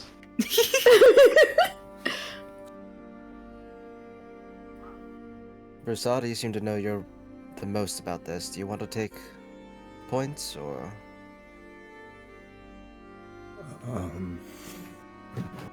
Oh, is someone gonna do well here? Hang on. Remembering character lore. Spooky places? Oh no. It's a very specific instance Oh boy. of dark spooky. If But I might suggest you stay inside the caravan until we figure out what the problem is. We stay outside and stand guard. How about this? Gray, scooch on over. Gray has no problem scooching on over. I'll be perimeter watch then. Did you hear Let's my climb question, Anthem? I did hear your question, and while your usual take on even dangerous or less than perfect situations, it still comes out a bit. The moment you step foot off of the kind of muddy road, you step into the forest, and the moment that you do, you're hit by just a small wave of paranoia and anxiety that just comes from being in places like this for you. Oh, I hate this actually. Oh, I don't like this at all actually. Oh, right, I forgot. I'm gonna over to Mika and pull out a small horn. I'm gonna blow it once, and once I blow it, only Mika can hear a light-pitched war horn play out. Oh, go ahead and play this, just in case we do get in trouble near the caravan. Wait, me? Yes, only you can hear it. It's a horn of silent alarm. Oh. Okay. I think, given how 2/4 of us seem to be mildly uncomfortable, Mika, perhaps you and I should take lead. All right. Off we go into the dark. Yes.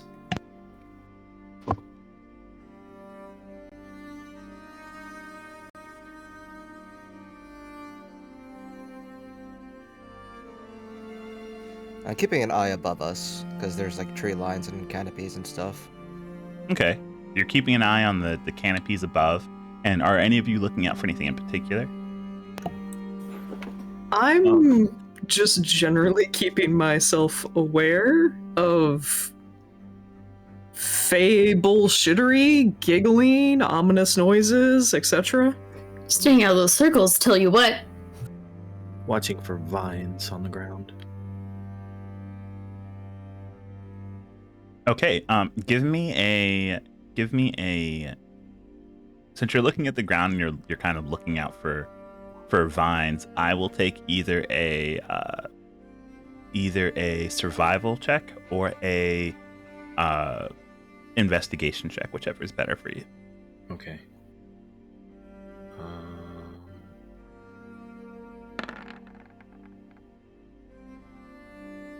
Where is it? I'll roll well one day. I mean, 13's good. I will do a survival. 17's better. Yes. 24. Okay, so you continue to try and look out for just vines, and funnily enough, you can actually see every so often, the ground that you're moving on breaks, and you can see the appearance of what seems to be roots of some sort. They break it. You can see a few knots on top of them before they immediately kind of worm their way back into the ground. It seems at the very least this ground is not holding up too well against the overgrowth of the nature around it. I don't know about this. We should probably go back and just get the cart free and get out of here. Do you think Is it'll that be easy, possible? though? Well, Surely, if we all try hard enough together, we could probably break it free enough so he can just go off and run ahead, and then we just trail behind. So when you get there, Obsidian and Mika, now you both notice that this tree by far is the largest in the area, and a lot of the overgrowing roots that Broussard that you had noticed so far making their way up, while they seem to be interlinked with many of the trees nearby, they all seem to stop at this particular one. And the closer, at the very least, that you get Broussard, the more of this unsettling feeling, as it seems that unlike most situations, you are more and more repulsed by the nature that is around you. And Omen, you feel the creeping lights of the fungi that seems to devour everything around. Instead of giving you that calming effect that at the very least you can see a bit more inside of this deep and dark area, simply causes more paranoia, as with every creak that the wind causes inside of this more dilapidated forest as you walk through, the more your senses seem to be assaulted by memories of things you wish you could forget.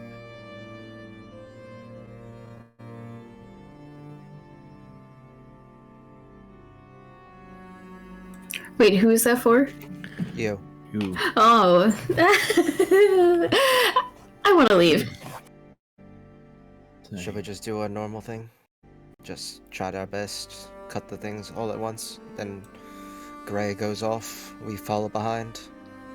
I think from the other day, our previous conversation with Vern about a quite literal lack of firepower, we wouldn't get very far.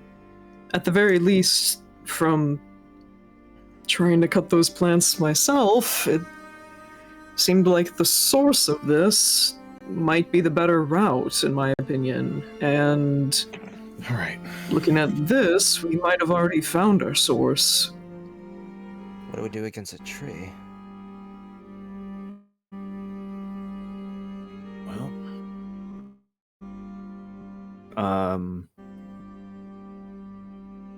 can I make another nature check on the tree to try and figure out if it's what I think it is?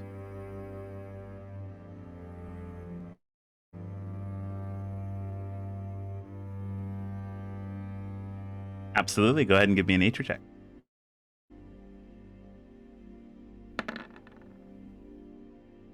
Oh wait, I have a sacred flame. That's not exactly fire, though. No. Real fire.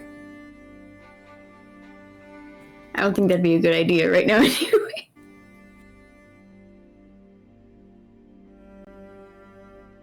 Let it all down.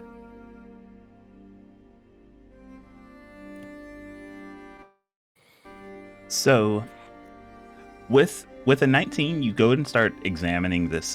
You go and start examining this tree, starting with its roots and kind of making its way up. And it's as you get to the base of the tree that you start to notice that, at the very least, it doesn't seem like the tree itself is too different. But now that you're this close, you can see that there seems to be, at the very least, more than one plant here. As it seems that something has wrapped itself around this tree, almost indistinguishable as it makes its way up, and you can see that whatever it was, it seems to be growing on top of this tree. It's almost seemingly different as it continues to seem like it's strangling the life out of it. Foul. I've heard of these before. This is out of character. Disgusting, blighted earth. You know what is in character, though? Oh no. Obsidian, Mika, Broussard. I need to know what your ACs are. What? 19. 17. I think you should know from last time. Oh, no. I'm probably not holding my shield at the moment, so 14. Okay.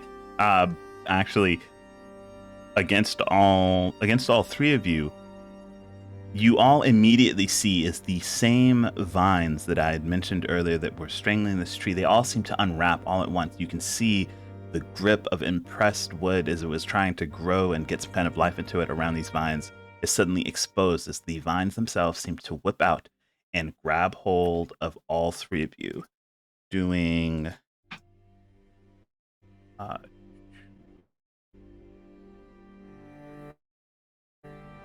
doing 6 points of bludgeoning damage as it grapples all three of you, and you finally see something start to move against the impression of the tree behind it. Oh, I hate this. I hate this so much. Oh my god. How is it holding The, on to us? Important question. So the tree for me is... Yeah, there you go. Never mind. Hell no. Hell no. Hell no. Hell no.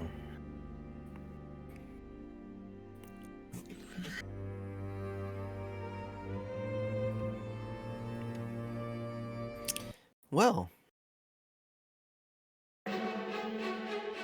Combat time, baby! And with that, I will take initiative from everyone. Ah!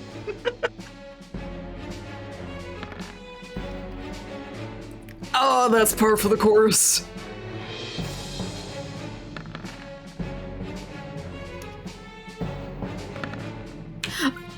I love this. I love when Roll20 makes me exclusively roll 3s. It's fantastic. It's not at all a flawed system. You know, it is somehow surprising how consistently bad your rolls have been. It always makes me roll 3. I don't... It makes me so mad. It doesn't matter what campaign it is. It doesn't matter if I'm the DM or not. I roll 3s. Omen fucking dropping their change in anger at that. Or is it fear? I don't know.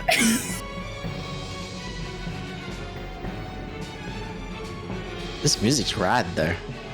It is. Broussard, don't you speak to the trees? Isn't that like your thing? I speak to the trees, but not this asshole. Can't you try? Fire dancing, you don't sing. There's only one way to talk to these kind of trees. Ah, jeez. All right, and with that, a wave of animosity seems to make its way throughout the forest as the wind hits with a different feeling. And Zaylee and Vern, you immediately catch that attention coming from the forest. You hear massive movement, more so than anything your party could have caused, before you see the entire forest start to react. And one of these things is closer than you would assume. As Vern, you turn your gaze towards the forest, and in an instant, one of the trees themselves seems to prickle and break before something jumps loose of it.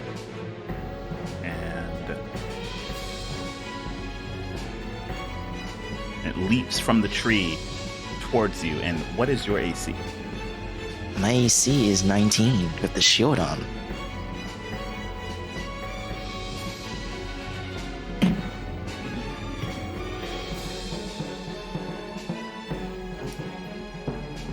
You said 19? Yep. All right, this thing misses as the two arms come together to try and grapple onto you, and you watch you hear the sound of several bushes seeming to slap against each other as these bristles break against each other and against your shield. You feel the impact and then the scraping of wood on the combination of wood and steel shield that you have, and it misses. Oh boy, this is where we're gonna have some mediocrity. Great, Miss Rose! Might want to get in the caravan. Gray has no problem listening to you. Is he just Oh, bye.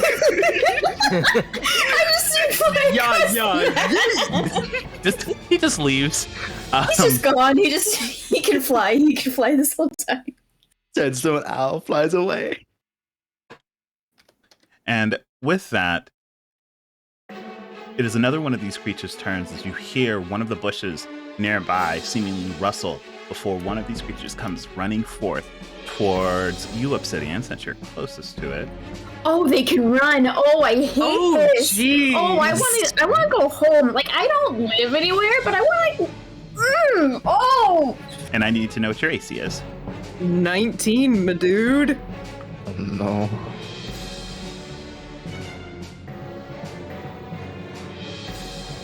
Oh, he's a little guy. I hate that. I genuinely hate that. What does it look like? Let me see. He looks like he'd go ah, cha, cha, cha, cha, and like eat your shins. My chin. Can you see that? Really dark, but yes, I can. Get that thing there, right? Yeah. Oh. He's just a little guy. He's just a little guy, but he does want to eat our shins. I'm actually really curious what these things are now. Man. How ugly would these I guys be? see. So, if you wanted to get a closer look at it, let me give you one of these. Oh, wow! Thank you for the zoom and enhance, boss. I hate it.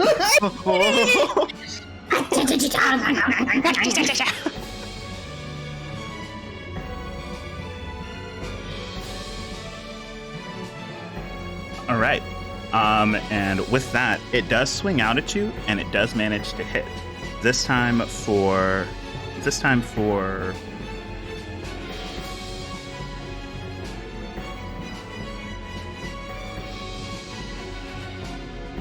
for 3 points of piercing damage. Ouchie. As you just feel the kind of branches kind of they rush against you, and in the midst they almost break themselves to pieces with how brittle they are, though it seems that it is more inclined to do damage than care about its own well-being. Could you just stomp on it like a dog-sized cockroach or something? Well, you see, the thing is, I'm also being grappled. Oh, I forgot. I'm very stressed out. Ugh. Sorry. And with that, it is Mika's turn. Okay. Casting a spell. I'm pretty sure grapple means you cannot use like your hands, right? Or is that just restraint? Either way, I'm That's only using just restraint. Notice Pierce. It's only vocal, so I'm gonna be casting that on the thing that's holding us. Okay. I just kind of curse underneath my breath again, just like fuck. And it has to succeed on a Wisdom 16. On the one that's grappling you? Yeah.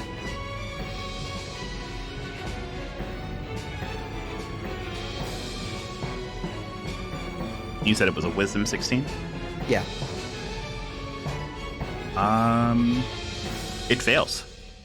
Okay, so it takes 3d6 psychic damage, and it also has to get really far. It has to use its reaction to get away from me. So I'm assuming it will drop me.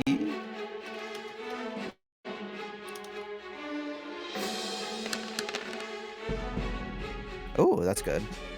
10 damage on that. All right, so you're able to cast it on this, and this thing's limited intelligence at the very least tells you that you are a threat now.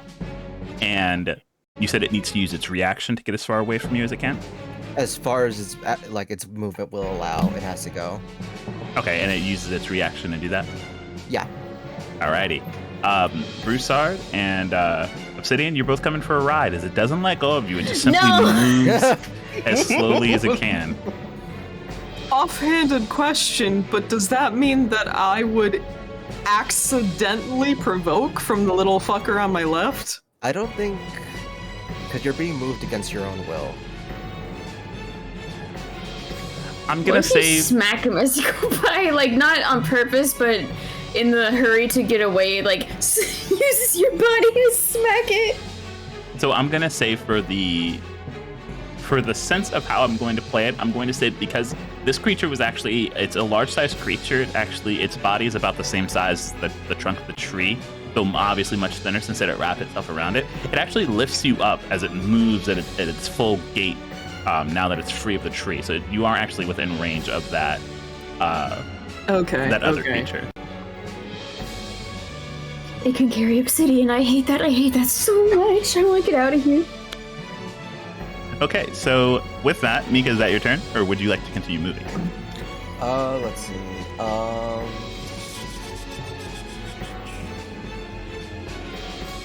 Yeah, I'll start moving away. I still have a bonus, actually. What can I do with that? I don't think anything. Yeah, so, going to interpose myself between this little dude and Omen. Still because Omen is not having a good time right now with this little dude. And I will be basically whistling towards Vern and Zaylee. I guess mimicking that sound that Vern did with the horn. I can't whistle with my, my normal human mouth, so I can't do that, but, we can My normal human mouth. Yeah, that. Alrighty, so...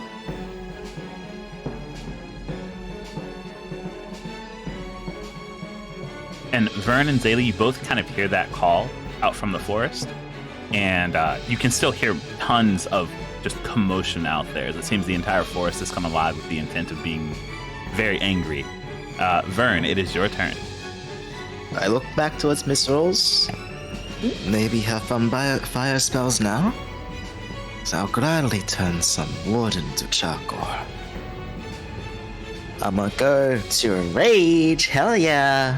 He wants Bone Claw back. I do, because I want Bone Claw back.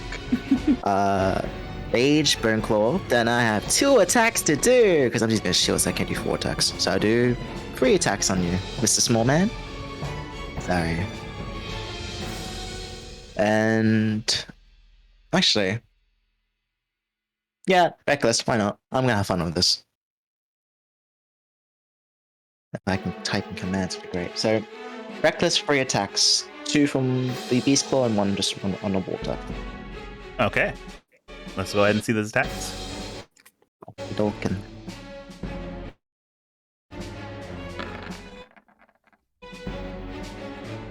$26 for the first one, baby.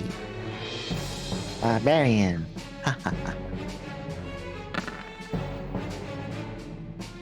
Oh, 13 for the second one? It's just a little guy. It can't be that hard. At a 20 AC. Oh god. Let's see, on that one... okay, all 3 of those attacks hit. Oh my god! It's just a little guy. He's just a kid! He's already dead! He's about to be way more little. As you turn him to fucking toothpicks. Shred him to pieces, please.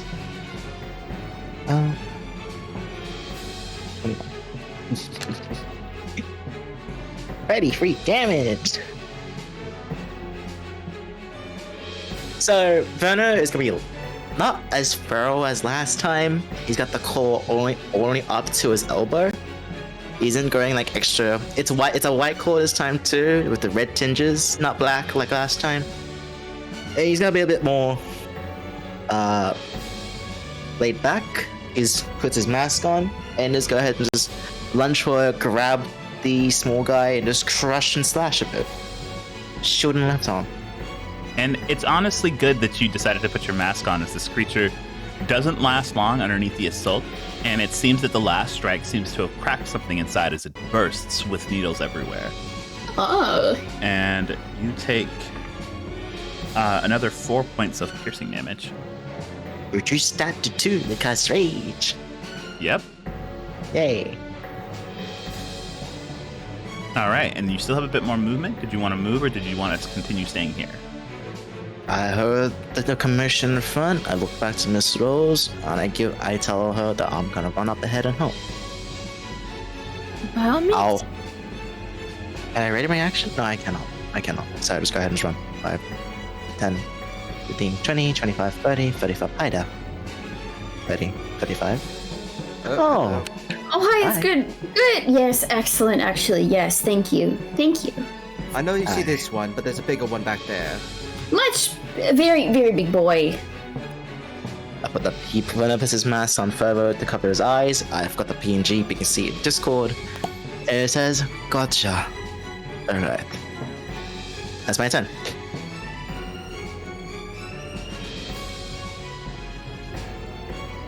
Alrighty.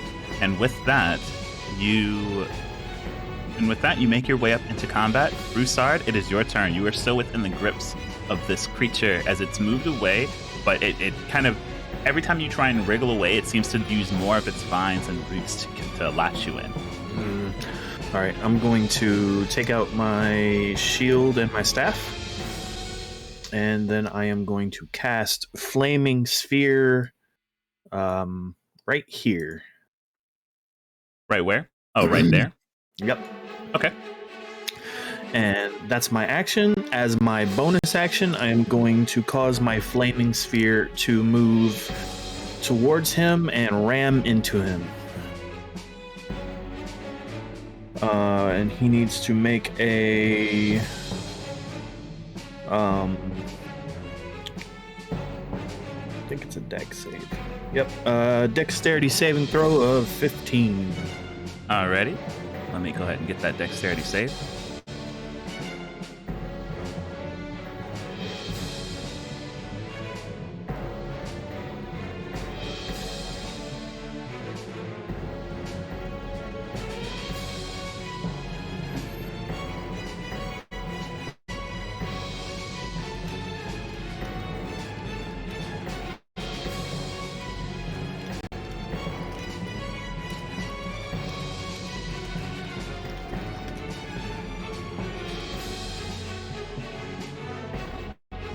Alright, and he fails. All right, so he is going to take 5 points of fire damage, and he is, I'm assuming he is flammable.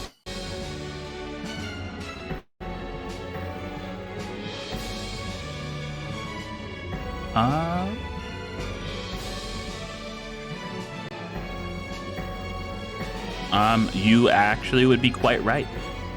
He is ignited, and the sphere will stay in that spot right next to him. It also creates a 20-foot radius of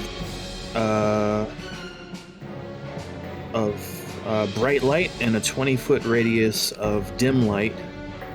After that.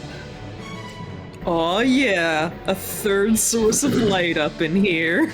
Let's all right, go. you have Also, him. if he ends his turn within 5 feet of it, he takes additional damage.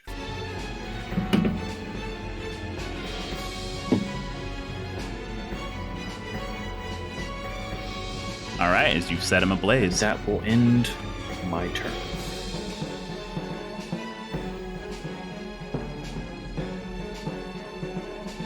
Burn, you miserable bitch.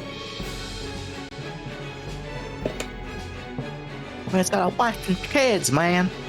Not anymore. Oh boy. You murdered one of them. That is in fact very true. Look now. Look now. Rid of all of them, I don't care. Omen, if you're gonna chime in, you gotta have a southern accent. Indeed. Get rid of all of them, I don't care. There you go. Man, family to see genocide's what I want to hear. Yeah. I know I was against a little bit of genocide last time. Sugar honey iced tea, I'm all for it this time. I love it. Hey, Omen. Oh no, hi. Vern, what the hell are you doing? Slipping and sliding. Don't worry about it. Leo, what's up? This creature leaps forward from the log that you thought was completely dead behind you. And I need to know what your AC is. 19. Oh, wait, 18, sorry. 1-8. All right. This creature comes up and with 2 slashes, it is actually able to hit both. The first claw hits you for...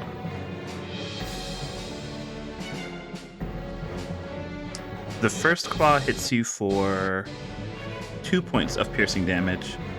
The second claw hits you for 4 points of piercing damage. Okay. Zaylee, it is your turn as the forest continues to come further to life all around you. Cool, yeah, we don't like this. So I'm just going to kind of shuffle over here. I feel like Zaylee just hears like frustrated screams of fear and anger from Omen during the last turn. Oh, thankfully, I don't just hear it, I can see it. Great! Even better. So out of curiosity, can I roll any sort of knowledge check to see if I can figure out what these things are? I will take a knowledge nature for you to try and determine that.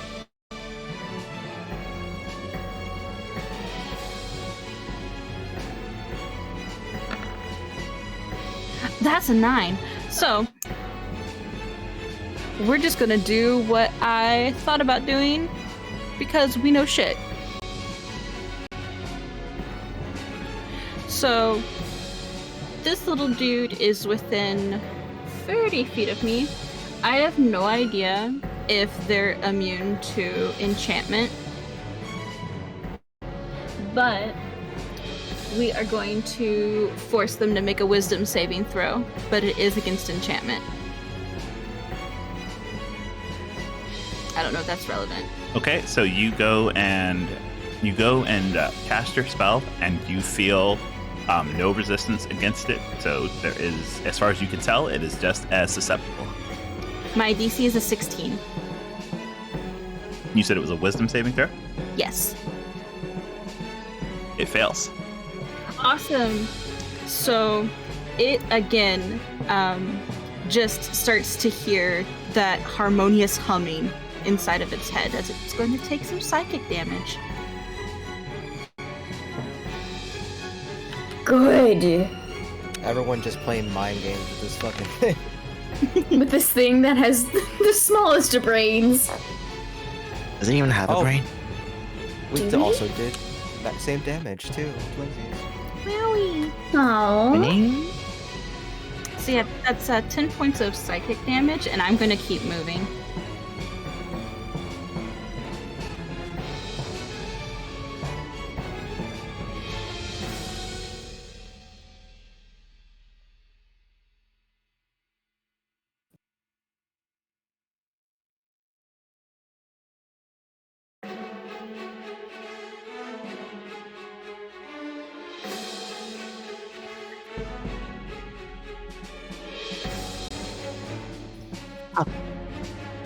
I would like to move over here stealthily.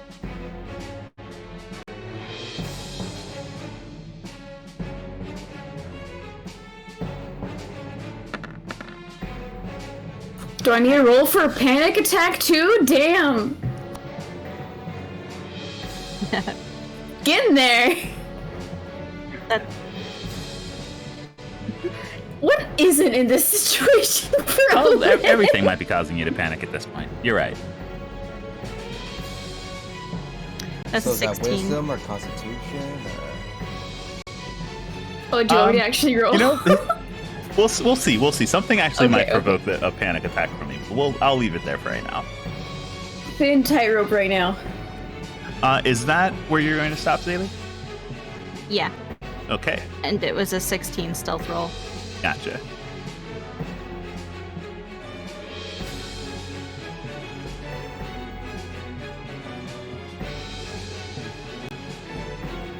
All right, so from there, it seems that the forest is not done with you all just yet, as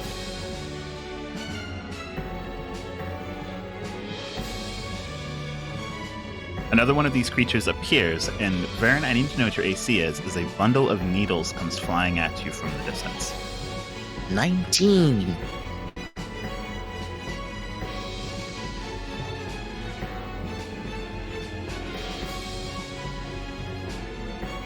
All right, and you are pelted with needles for...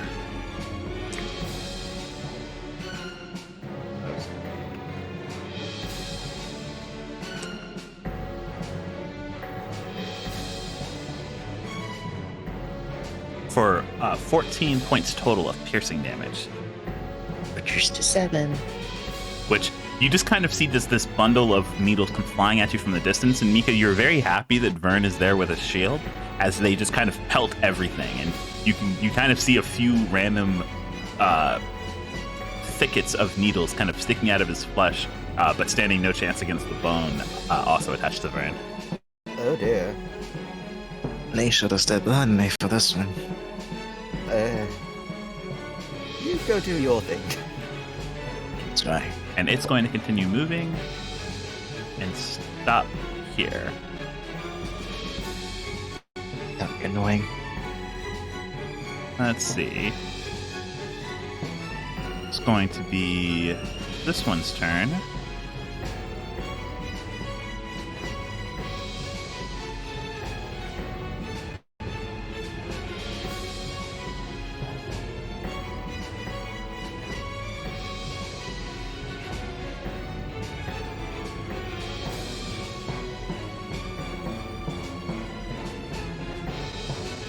And let's see, a few more continue moving on in the forest. And now it's the big one's turn, and it still has grip on both Obsidian and Broussard. And That it does. I hate that for them.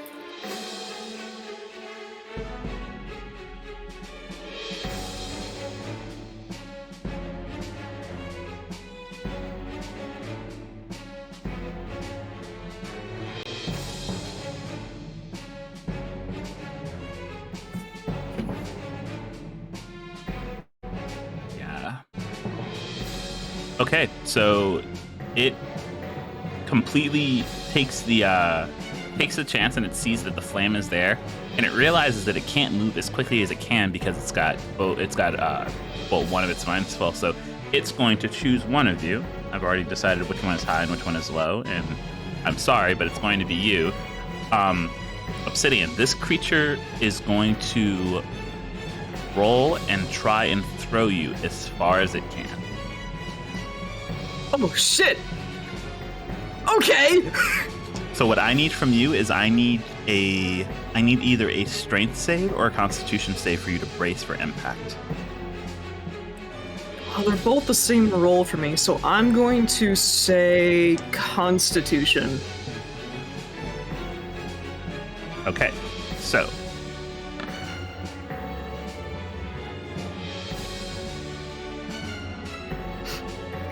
That's a 14 for me, Chief!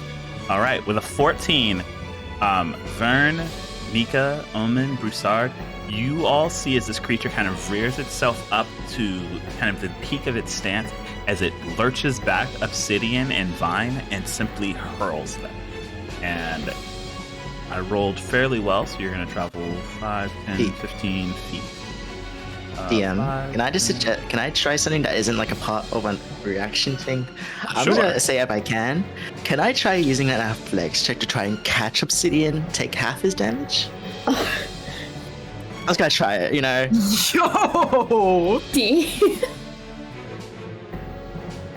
Okay, you know what? The path I was going to have him get thrown was actually going to be... I'll see if I can show it to you.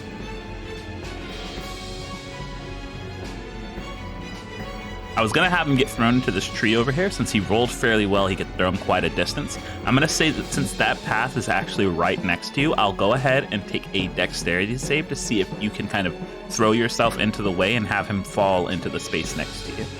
Mr. Dexterity President save. type. And I have advantage on dexterity saves. Okay, it seems like it's a roll right up your alley then. And his name was Vern Cena! Okay. And the feat I took when we discussed before, I changed my chef into. Is that okay if I take Shield Master? You said Shield Master? Yeah. Yes. Okay. So that's a +4. Let's hope for the best.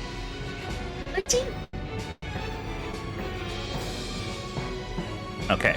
And with that, it actually did beat that roll. So you were kind of able to kind of brace the impact, and you're going to take half his damage. There's Obsidian, your flight path is stopped momentarily as you're kind of brought down onto your back. I'm going to say that both of you are now prone, as you kind of had to leap to make that catch. But at the very least, it was able to stop them from taking what would have been far more damage. Give me one moment, I'll let you know what that damage is. Again, that Krispy Kreme. I'd imagine Obsidian was like planning out his next action, considering the initiative order. He had an idea in mind. He was yeeted, stopped midway, and he's just stunned momentarily. Surprised, like the if you will. Stars floating around his head. Let's say I'm looking towards you on the ground floor. I'm like, you're good. We're good. Okay. So with that, the log underneath you is completely toast, but Obsidian, you take 18 points of damage. Vern, because you're raging, you only took 9. Yay. There you go. I'm doing my job as an MMORPG boss. Take guy, yay. And with that, it's going to try and move away from this fire. And Broussard, you're coming with him.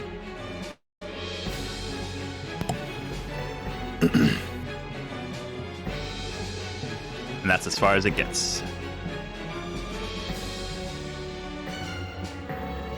Let's see. So since those two are on the ground, this one is going to make its move against Mika, since you're standing. Ha ha ha. What's your AC, Mika? 17. Wait, There wasn't my turn right after the guys? Oh. Or Nope, What your do you turn's mean? coming up. confusion? Okay. This guy, then this guy. Yeah. It's 17.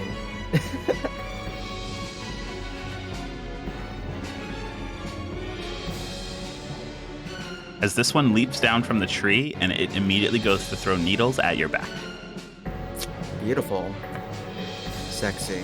It's going to miss one set of needles, but the other set is going to hit. Which one is it? Is it this little fucker in front of me? Or is it someone else?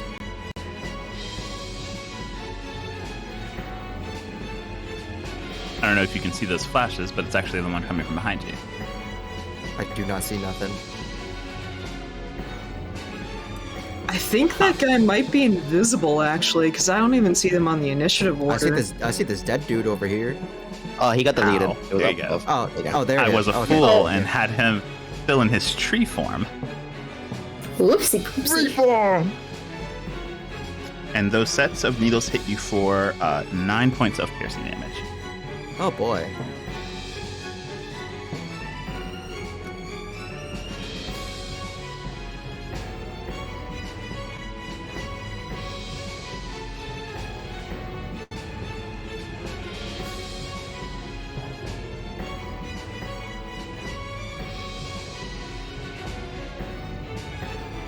All right, and with that, Obsidian, it is your turn. Okay. Question. First order of business. Yes. Ordinarily, it would be half your movement to get up from prone. Could I just expend all my movement, because I don't plan on moving anyways, to pick myself and Vern both up? You know what? Because Vern had ended up on top of you because of him catching you, I'm gonna say that you can go ahead and spend all of your movement to get him and you up, as you kind of like push him up onto his feet as you're getting up. That was Okay. one of those anime moments where they like fall on the floor. Yeah, it's exactly what it was, considering he had to catch him like a baseball. Yeah. Okay, buddy. We've got this. Yeah. Real quick, he'd kind of be channeling a little bit of magic in his hand as he rapidly thinks through what to do. And I'm actually going to expend one of the uses of my channel divinity to, for flavor text reasons, create what looks like just a magic stone in hand that Obsidian's going to toss over Vern's shoulder to have it go to Mika. As I'm going to be channeling my Radiant Defense, which will be relevant the next time that you are attacked within the next minute. Oh boy. Hold on to that for me. Okay. And, I'll just start in your head. and in the meantime, I'm going to cast Mass Healing Word. Because fuck do we need it. Yeah.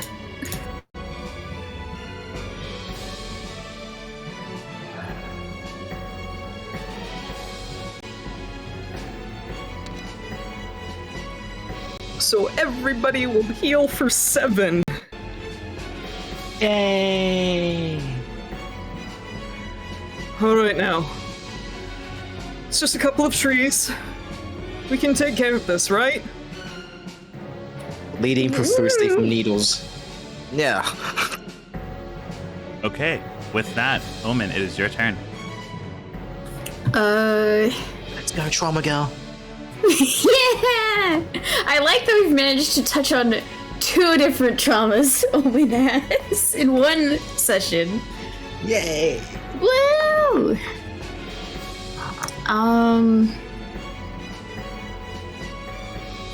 How does Mass Healing Word work?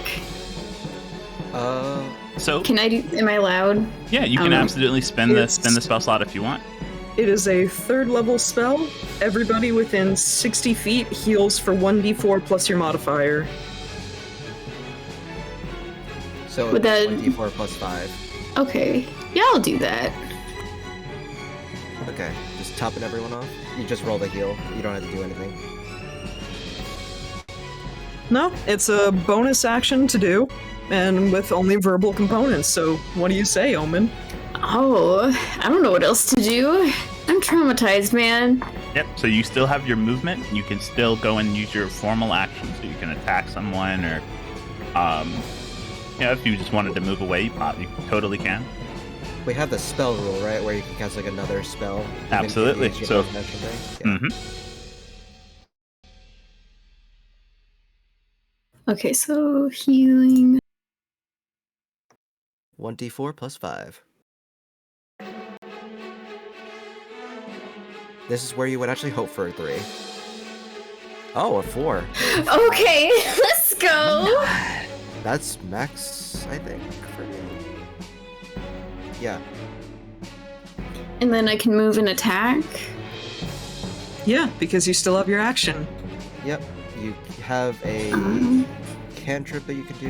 You have a 1st level spell you can do. I want to hurt him. You have multiple ways to do that. 2 are cantrips, 1 is a 1st level. What would you recommend? How stringent do you want to be with your spell slots? Almost borderline panic attack. They're not gonna have the best judgment, so they'll probably burn their spell slot. Do you want to touch it? Oh god! I don't know. If no, then use a cantrip. Okay. I mean, I could touch it then. Probably have to roll for panic attack. That's up to you. I think the second part's up to the DM. Well, it depends on how close you want to get to a panic attack yourself. I don't know. I don't know what a panic It attack literally- does in a fight. The spell literally requires you to touch it with your bare hand. The panic attack is entirely flavor-based. Don't let it hinder you from doing something cool. I don't think this would be cool. They'd be screaming and crying.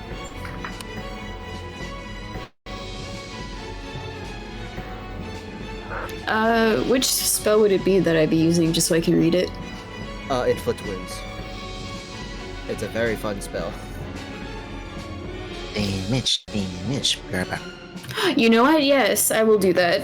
I'm Okay, gonna punch the big man. I'm gonna touch the butt.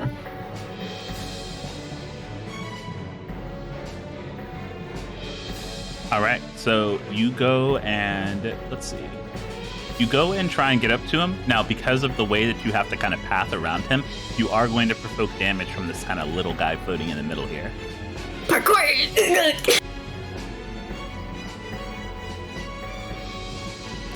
Yeah, that's fair. What do I take? Well, it's going to try and hit you first. What's your AC? 18.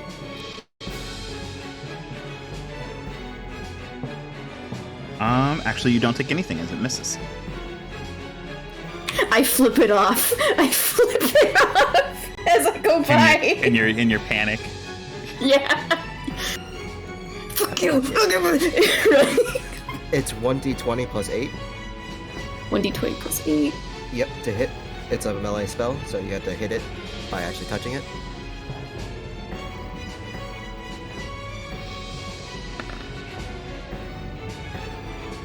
That is a 26. Let's go! All right, that absolutely I hits. just punch it. I'm punching it. On hit, it deals 3d10 necrotic damage, so roll 3d10. Let's go! I love inflict wounds so much. Do I add anything to the D10 or just flat D10? Nope, just flat. Okay.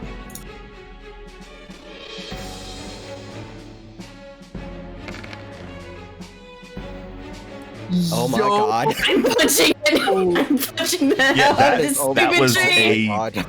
So you completely go in and you charge your fist with this energy and you just swing as hard as you can at whatever piece of this tree is exposed. And the moment you make contact with one of the part of the roots that it's using as and it's kind of like quadrupedal form, you swing it at one of the roots it's using as its legs.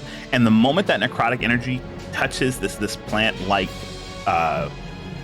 enemy, it immediately corrupts and corrodes the organic structure of it, and you completely whiplash one of its legs away as it kind of topples over for a moment. Good. Also, did that thing's turn pass? Does it take any damage from burning? It takes damage at the top of its turn, I think. Okay. Or at the top of Broussard's turn, one of the two. I know the Okay. flame gets to move at him on Broussard's turn. If he ends his turn inside the flame's radius, he'll take damage, but I'm not sure how being on fire works. Yeah, he's ignited. Yeah. Right now. I'm just maxing it out at the same damage that the ball does. Oh, Okay, so it But does I was 2d6. rolling it at the top of Broussard's turn just so I could keep track of it with the flame. Yeah, so Owen's like going feral over here. Yep, you've gone through and you touched something that gave you anxiety and you heard it. I As nod in you do. approval. I nod in approval. Fellow possession Fight possessor. your fears, literally. Honestly, it's mildly impressive. Imagine if I whiffed that. I would... You know that scene from Konosuba where she punches the frog? Oh no.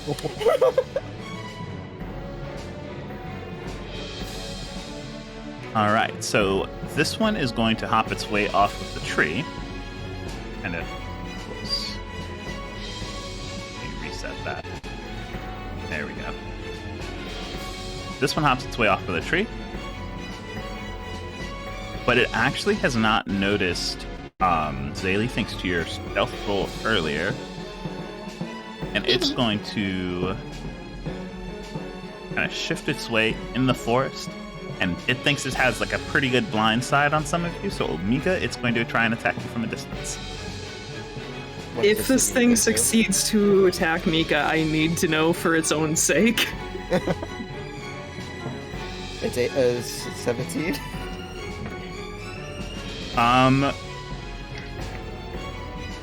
One of the two needles does hit you. Okay. It's also going to take damage now. Okay. As Mika takes damage, the stone fucking shatters, and this bitch is going to take all of 2d10 radiant damage. Let's Okay, go. go for it. Mika, you take 7 points of piercing damage. So that is -4. That is 36. 36? Yeah, 36.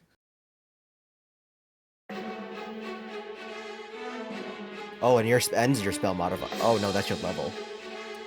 That's my total level, yes. Oh my god. Alrighty, how much damage did you do? 15. It took 15 points of radiant damage. All right, Yeah. so you watch as it kind of whips its entire body as needles go flying in Mika's direction. About half of them miss, but the other half hit home. But the shattering of that stone that you had placed immediately causes a reaction in this beast as it kind of shitters and shudders, filling up with this vibrant, radiant light before exploding. But because there's nobody nearby, no one takes damage. Fuck yes! Woohoo! Bye, idiot.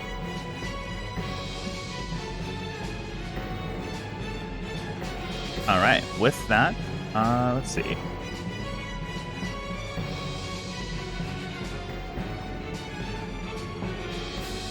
It's this little guy's turn. He's kind of sitting in the middle of this big old pit of I don't want to be here. Big old cuddle pile.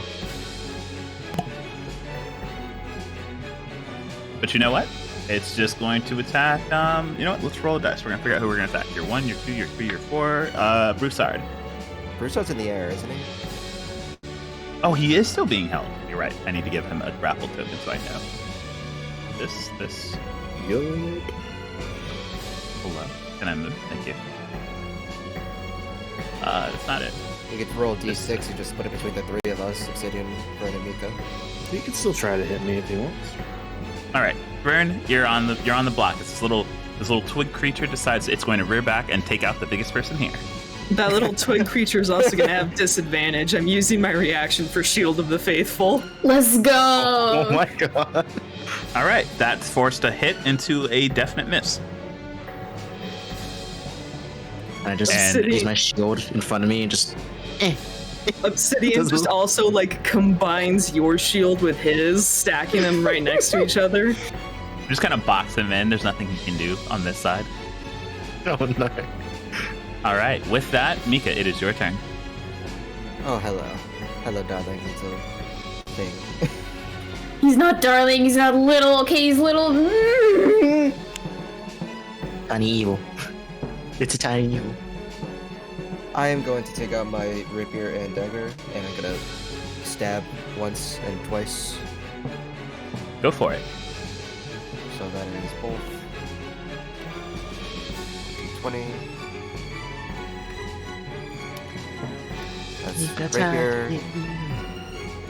And that is first is a nat 1, second is a 24. Oh, Okay, so the 24 definitely hits. The nat 1 unfortunately does not. Okay, so he gets a little pokey poke by a dagger Okay.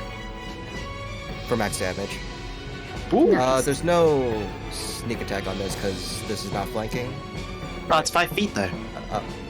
Oh, it's dead. And you slash into it. You slash into it with your dagger, and the dagger just kind of catches it across what you could only assume was the core of this creature, and it kind of pops into a bundle of twigs, which does 1 point of piercing damage to everyone around it.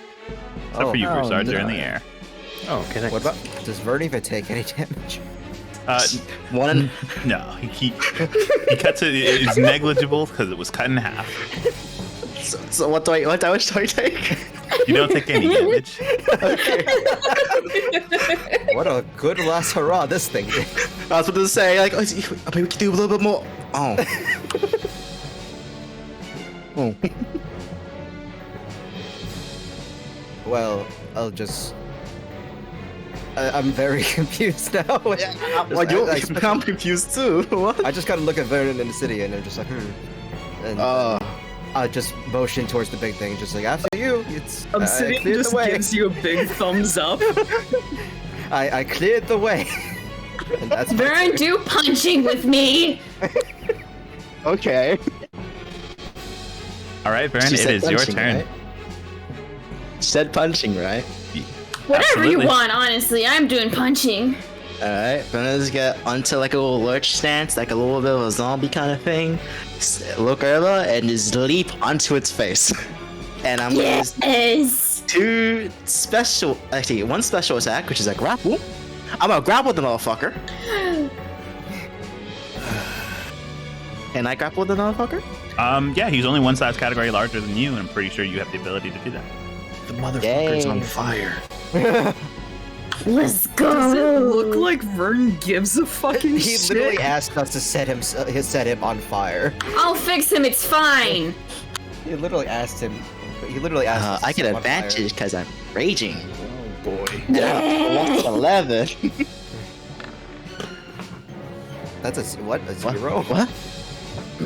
14 Huh? plus 11. It's because 25. you put a plus sign in there. Oh, fuck. Right, sorry. So 11, 25. The grapple. And he has to do contest strength against his athletics or acrobatics. All right, he rolled really well, but there's not much you can do against the 25 as you just completely latch on to the kind of fruit-bearing portion of you that you see that's actually the core of this creature, and you're just kind of on its shoulders looking down at its face. Or what would it be its face? You know the craters in God of War where like he climbs like a giant dude and just grabs him by the jaw and brings him down? Yes. Can I use my bonus action to make him prone? Can I please? Okay, go ahead and roll an attack. We'll see if it brings him to his knees. Attack. Okay. I think it's advantage on that. Yes. Yay, advantage. I love my advantages. It's fun. Okay, what would the numbers be? So +5 +8 is 8. Natural fucking 20! Yo! Okay, go ahead and roll damage for your claw.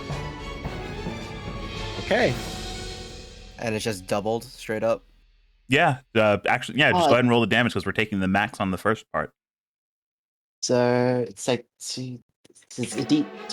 Or is it 1d6? d6 plus. It's just with these. It's just. So it's the just your normal damage. attack. It's just your normal damage because we're gonna the first half that would be the crit. We're just taking max. Okay, then 14. So- Yeah, 6 plus 7. 9 plus 13. No, wait, no. Never mind. It's my damage usually is 7, and then I add a +6 because of the d6. It's 13, okay. so Okay, you did already. 16 damage to make him prone. Okay, so you reach into this big fruit basically that's the core of this creature, and you puncture it, and you immediately start to rip it. And the more damage you do to this fruit, the more this thing kind of curls in pain, as it immediately starts to kind of pull itself away from you, throwing itself onto its own back as it tries to rip itself away. And the moment that it does, you're holding a piece of this creature's core, and it is now prone next to you. And grappled, so it has to contest with me to get out of the grapple. And it can. Yes. And you see a wild hunter's face of like happy glee and like I don't know, fangs showing. You know, happy hunting. Happy And you're on hunting. fire. Who cares about that? I also have my extra attack as well, because that was my bonus action before. So I had 2 extra attacks. So I thought it's 2 extra attacks. So I get 2 extra attacks, please, sir. All right, they're your attacks to take. Go for it. Let's go. I like my guy. He's fun. Oh, 23. Oh my god. There you go. Oh, hold on. There you go. Okay, 2 attacks. And you know, like, when you see a creature laying on the floor, you have claws, yeah, I'm just gonna shred them to pieces. Omen's like laughing maniacally. This is a very gleeful moment for them. All right, that first attack, actually both attacks hit. No, that's not allowed. Why is it so easy?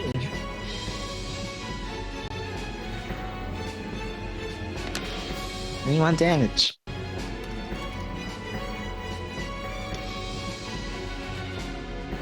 All right, this creature is definitely bloodied. As you can see, the sap in the air starts to fill with pollen as you continue to kind of just rend into this creature. I still have movement, I think. 5, 10, 15, 20, 25. Can I drag it over to the fireball? Oh my god. Okay, I'm gonna say that. So, when you started your grapple, you can technically only pull a creature half your speed. Mm-hmm. What's your total speed? 40 feet of movement. So, let's see, that was 5, 10, 15. You had already moved to kind of initiate the grapple. You did your attacks. I'm going to say that you can pull him about 5 feet. That's better than nothing. I'm pulling him closer towards the sunball of death and smiling. I'm moving again. Wait, with this trip omen? Poor man. Yep, you're kind of like pinned against this tree. Broussard, I'm sorry. Vern did this to you. Wait, what happens to me? This thing, luckily enough, the limb that you punched off of it is where it would have been, what would have been up against you. So you're fine where you are for now. But who's not fine are Vern, Broussard, and this creature. Is at the top of Broussard's turn. He's going to take all that fire damage he's had, kind of stacking up. 2d6. Vern, you take 7 points of damage. Of fire damage. Broussard, you take 7 points of fire damage. But the fire damage seems to have made its difference as this creature completely collapses in the flames. Oh, it's dead. Yeah, so Omen, Broussard, and Vern, can I get dexterity saves from you all? Oh no! Yay! I'm on top of it. Dex save. An advantage, because of course I do. Not that many, hang on. Why'd you roll 3? I was in from last time. I would like to use a spirit dice to use Phantasmal Resilience. Oh god. To add on to my dex save. Alrighty, go for it. You know what, can I use my inspiration? No, wait, but Well, you don't know if you failed yet. Right now, you're at 15. You can if you want to. Oberman, you rolled a 10! I'm hitting those double digits! You know what, it'll be fine. Leave it, never mind. I'll keep it in my back It'll pocket. kill you. No, it's nothing like that. 15 plus 4, 15, 16, 17, 18, 19. 19! All right, so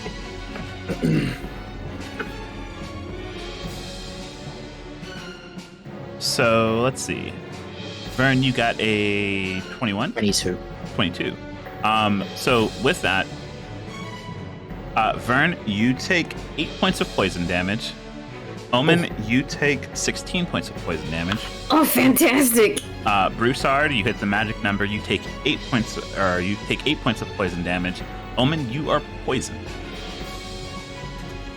Gurgling noise. You can fix that, it's fine.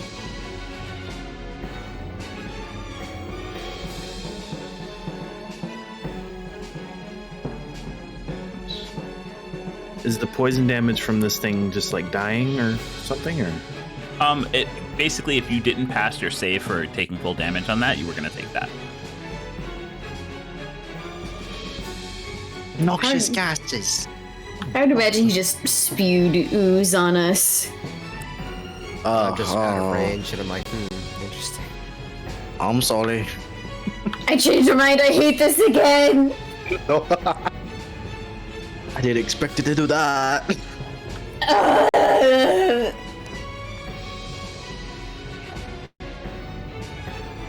All right, and with that, Broussard, you can finally start your turn.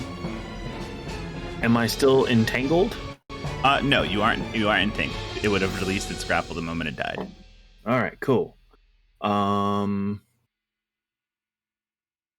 high is this this wall right here? It's actually fairly high. It's about 30 feet up. All right, then that does me no good.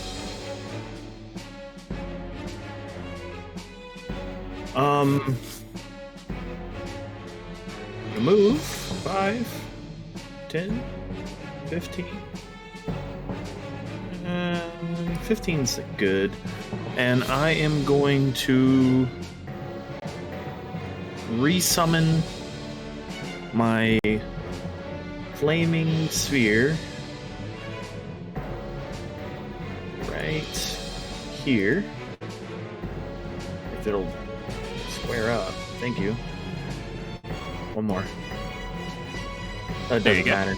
Doesn't matter because I'm going to use my bonus action to ram it into this guy. All right, so you go and send this thing careening into this creature, and Wham! the moment the effect kind of enters this glowing ring, how much damage does it usually do? It usually does 2d6 if they fail the dex save. Okay, it's going to make a dex save then. 15. Definitely failed. And you said it's usually 2d6? Yes. So it's fire damage, so it's technically vulnerable, so that would make it 4d6. But because it's entered inside of this ring, you don't know what the effect is, but I'm going to give you a hint. Go ahead and roll 8d6 for me. Oh my god. Oh, That's a What? fireball. That's like 2 fireballs. Oh, Whoa! That's Oh a lot my of God. dice. 23. oh. Yay! All right, your orb kind of enters in, and the moment it enters in, you watch as this energy kind of takes control of it from you, and it continues to grow for just a moment there until finally it shrinks back down into its own side, and the space that it crossed through where this creature used to be is completely gone. Yes. I I'm should gonna also look over the facade and I'm like, whoa. I should also state that everything from where it started to where it ended is on fire. Oh, that's bad. And everything in this square that over here is on fire. Including Prasad and me. No, it would only be this 5-foot radius because it was, yeah. Oh, okay. Oh my god. But it was also very big over here. Big, big, big fire. we might want to go. Ooh, we got one more to squish though. Burn. I thought you were supposed to like the trees. I'm very confused. My name is Alorax. I speak for the trees. Fuck. Fuck you, Lorax. All right. What else is alive around here? You are okay. What else is alive? This fella. What else can I fucking kill? This is good. I'm gonna stay here. That's my turn. All right. With that, Zaylee, it is your turn. Cool. I have no idea what they're looking at. I can't see it. Oh, But everything... destruction. Mayhem, chaos. Yeah, there's a tree in the way between you and them, and it's hiding all the chaos. Everything is becoming bright all of a I sudden. think. I mean, you can see the fire, most likely. Oh, yeah, There's a I lot would of assume it. so. I can see everything over here. Justifier. Justifier. I watched all that go down. But I seen that like everything over here is dead. Zaylee's like, well, okay, maybe they don't need my help. And she just turns around and starts walking back. I take 5 steps this way and see the thing. Okay. Wait, the thing? Yeah, I see this thing. Ah, okay. Suddenly. Well, you can't see Zaylee. Yep. So I'm going to do what I did to this other thing. And as I'm walking calmly back to the wagon, because I am going to continue until I get back up here where I started. Okay.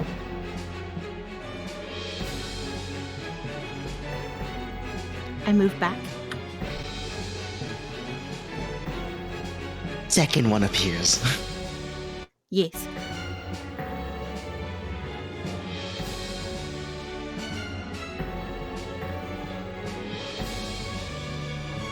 No. Mother. Oh no! Gray's in there. Nah, Gray's fine. Oh no. He's in the sky. He's flying away, I forgot. Oh, whatever I can faintly see of that is ugly as fuck. Oh, I hate him. Okay.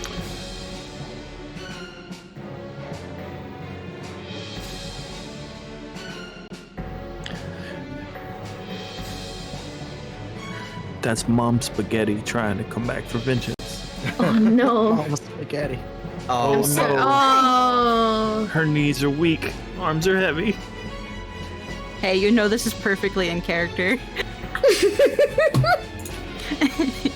Okay, but important question, is a horror movie level amount of screaming in character? Oh, absolutely.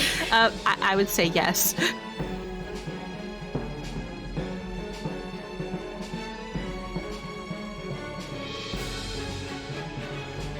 Ow. Ooh.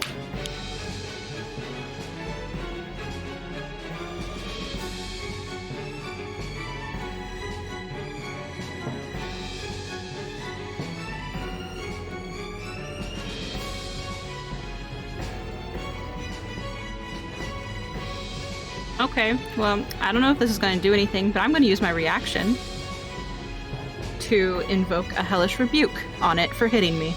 Yeah. Fire! It needs to make a dexterity save DC 16.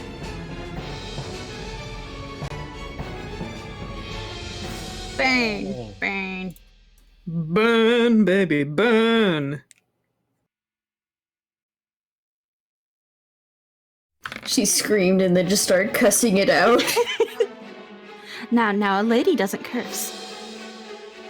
That is 6 points of fire damage.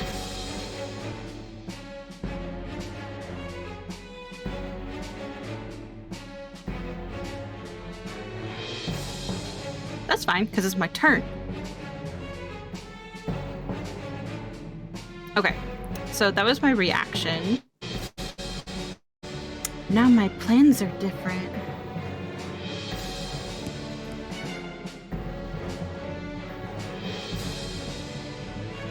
Okay. Okay. That was my reaction, so I can still cast a spell for my actual turn, right? Yes, you can. Okay.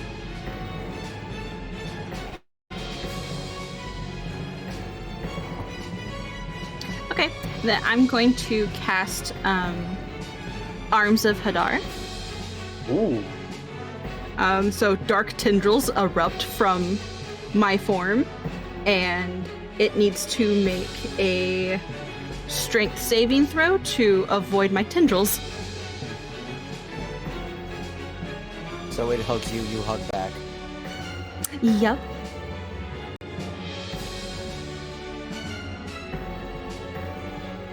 Yes, it does.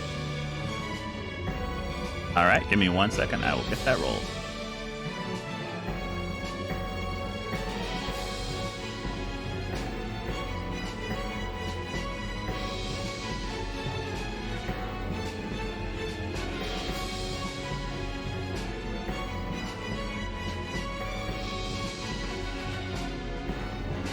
Yeah, it failed. Yep, it failed. Amazing. So it's going to be taking some necrotic damage now. And it doesn't have a reaction until its next turn.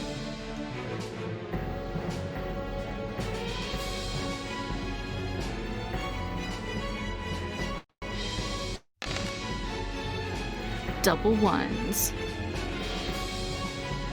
So that's 2 necrotic damage. All right, and it struggles against the tendril that's pulling it away from you. All right, is that your turn? I am being held, so yes.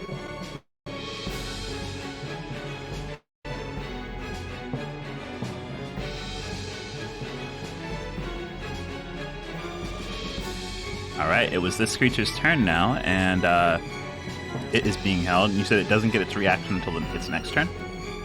That is correct. All right, so it's going to use its normal action.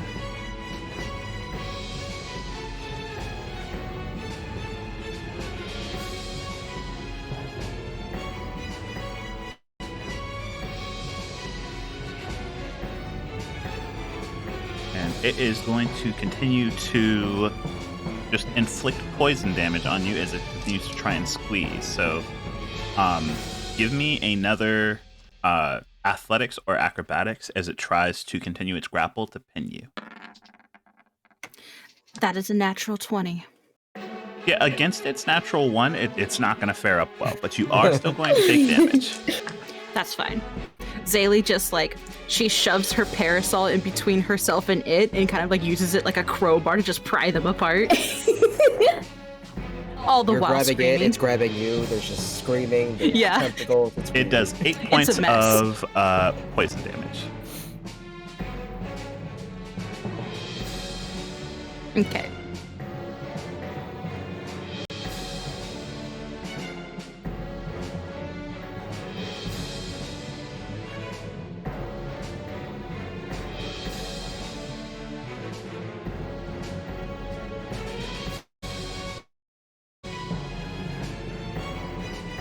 19.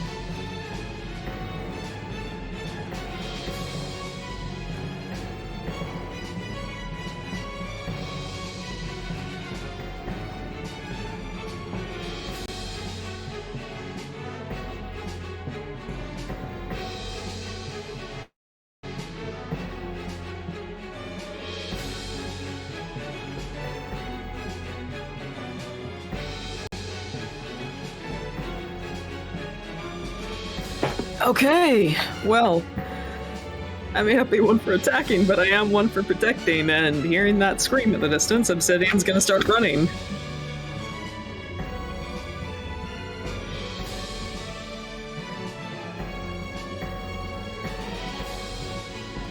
Yes, sir!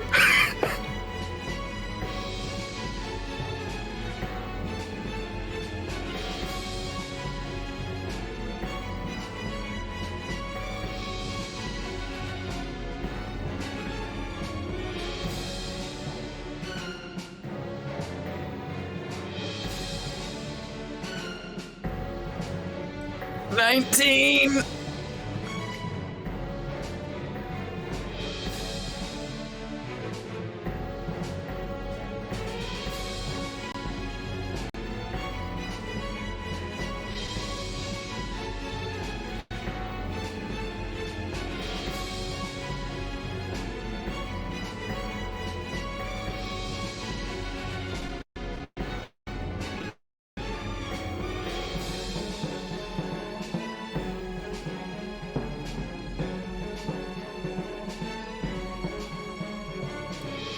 We're gonna go with athletics there.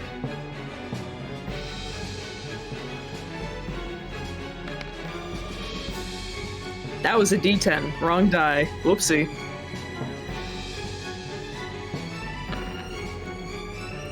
That's much better.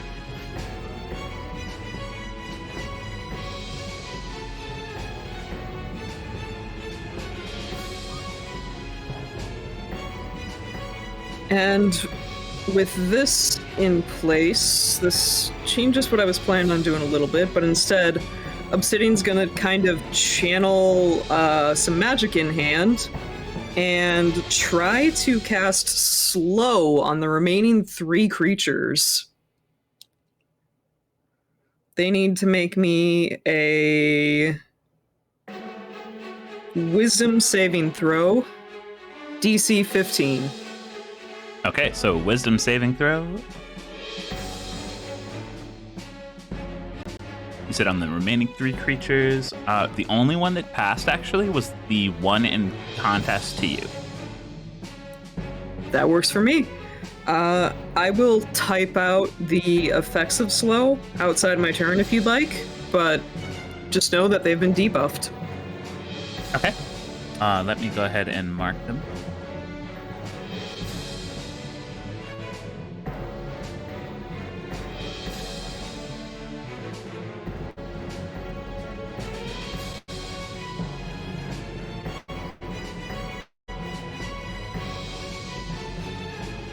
All right, and with that, is that the end of your turn? Yes, that will be. All right, with that, Omen, it is your turn.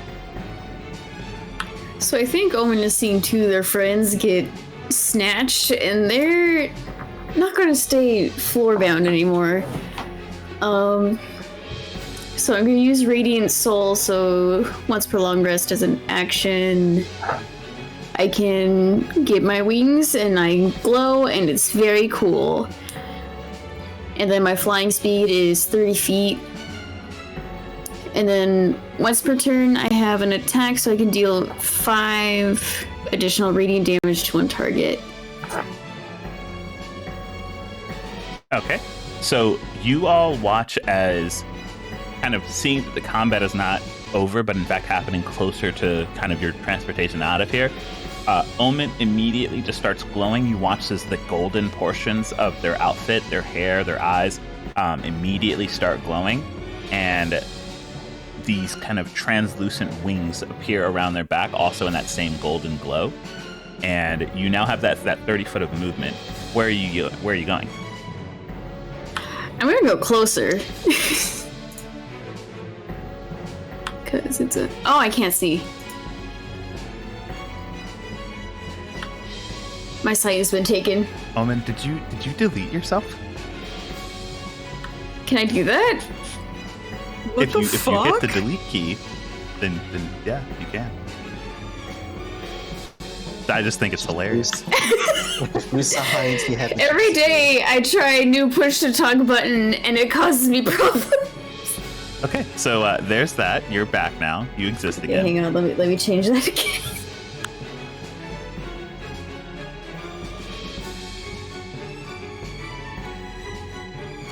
And I've gone ahead and moved you, so if you fly in a direct Thank line, you. that's about as close as you can get with your flying speed. Okay,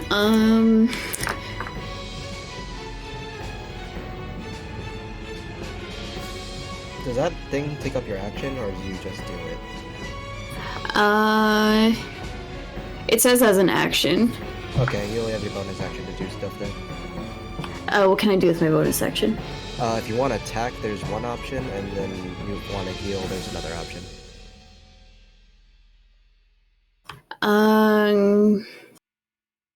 Healing might be a better option.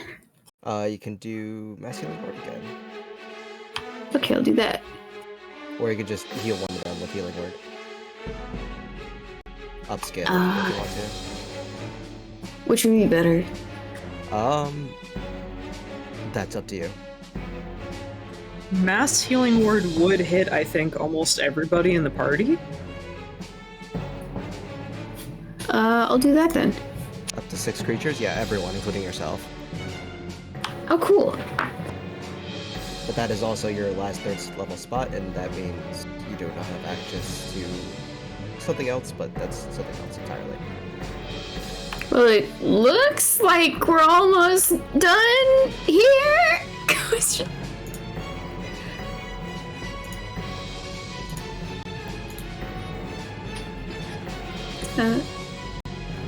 Yeah, I'll do that. So it's 1d4 plus 5? Yep. That would be it.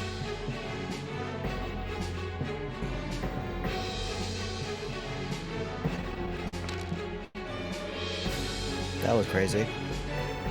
That's some big dice physics right there. All right, everyone goes ahead and heals for 8. Nice. My health has been up and down this entire thing. It's just like, max, not max, max, not max. Almost max. Like playing a DPS. It's like one of those healers that's like really wants to cast their last stone in Final Fantasy. It's just like, Oh my god.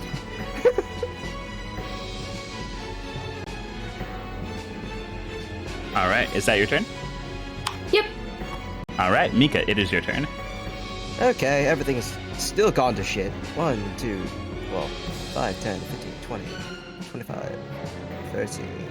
And I will yeet a dagger at this one that's holding Zaylee currently. All right, let's see it. That is pretty sure it's just 20. Oh, so that's, hold on.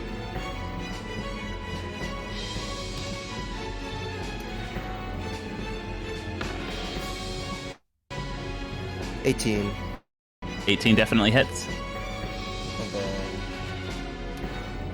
4 plus 5. And that's not a sneak attack, I don't think, because yeah. Right? Yeah. That's 7 on it.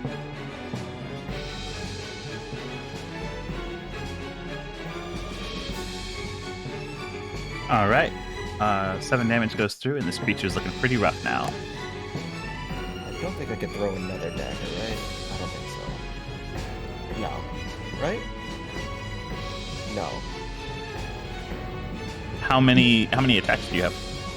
I only have 1, but I also have the bonus action thing. You That's couldn't. just for off next attack. Yeah, you couldn't throw that as a bonus action. Okay, that's it then. That's it. All right. With that, Vern, it is your turn. You know how I said I'm a bodyguard of Zaylee? Yeah, these vines, they didn't know that. They didn't know that. Let's Yeah, go. yeah, well, I'm gonna go into Furious Rage and just do a 40 leap jump towards him. Jesus. 5, 10, 15, 20. Oh Yeah. my! It's Yeah. a very good thing I'm flying. You just went underneath. You just apex slid over. Apex slide, I'ma do. It's death by 4. I can. Yeah, fuck it. 3 attacks, reckless. I'm angry. I dare you hurt my patron. You're a patron? Excuse me? Oh! You work for a patron. Okay. This is just a different power aspect there. My warlock. My patron. Oh, yeah, I took a little warlock. Didn't you notice? I mean, I am a warlock, you know. Ooh. I said patron. The fact is, she's paying me. I'm not a patron. Just say mistress already, god. Ooh. Nah, we Didn't- haven't had that kind of work. Can you just give all of your Six money head. For yourself. Yeah, and And that's the opposite of paying you. What you're doing right now is that you're shrimping. Let's go. How's that tier 3 sub working out for you? Oh my Well, fucking for me, God. it's wonderful. I just realized my actions. I'm like, oh wait, it actually is.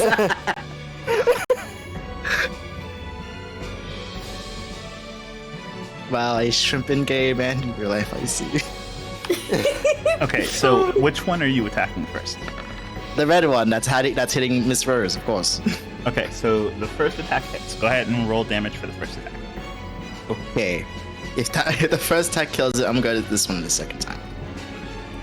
Yeah, we would hope so. No, I actually hit Obsidian. What do you mean? Not A again. whirlwind of blades. Clearly, this is your fault. All right, the first attack goes through and it completely rips to shreds the set of vines that was attacking Zaylee. I rip it off of her body and go over to the person next to me, and I'll see Obsidian in here, like, oh. And make like a... You know when you like extend your hand like a high five but turn it sideways and just stab through them? Do it twice. I've never seen anyone like high five anyone like that. Through But the vines, right? Through the vines, right? but you can go ahead and roll damage for both of those attacks. Through the vines! Oh wait, shit. Oh no. There you go.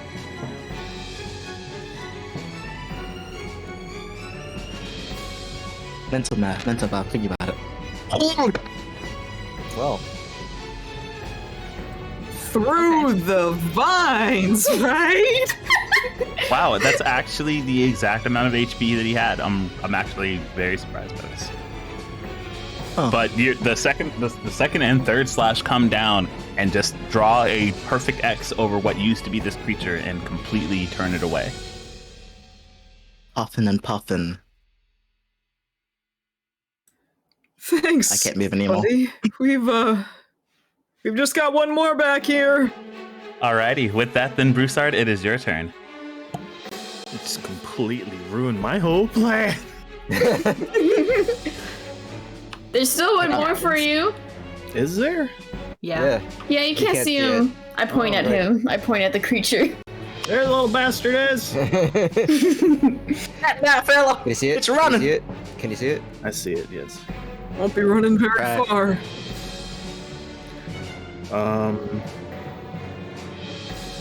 Damn, I don't have much of anything, to be honest. Take out a gun and just shoot it. I don't have a gun.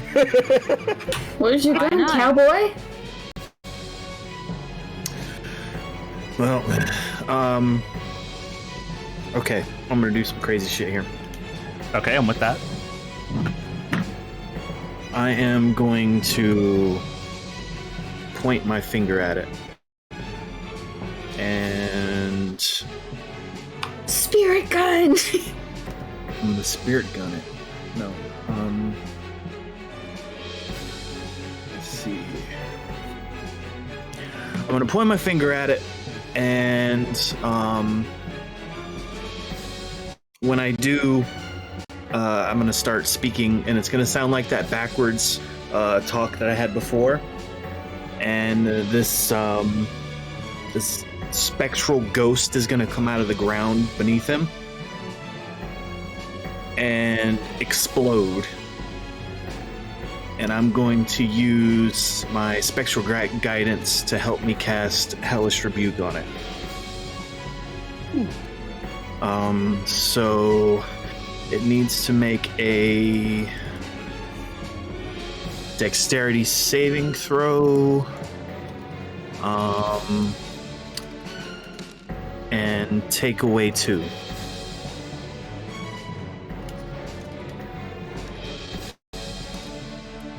What's that little spirit look like, buddy? It looks like a young elven female. I was thinking of pickpocket. They have kind of like kind of clothes that look kind of like mine.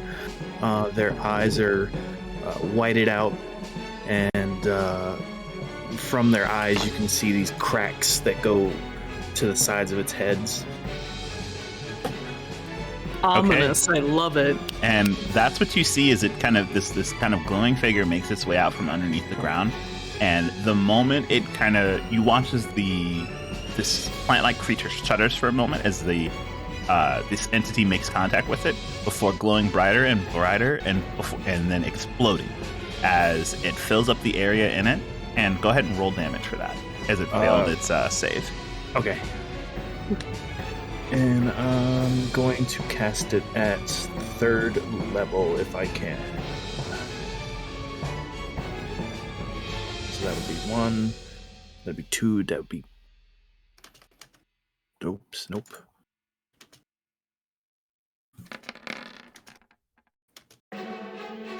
$29 points. All right. What? Fire damage. Holy! And in an instant, that creature is no longer there as the entity that had come up from the ground grasped onto it, and in a flash, there were nothing but pine needles there.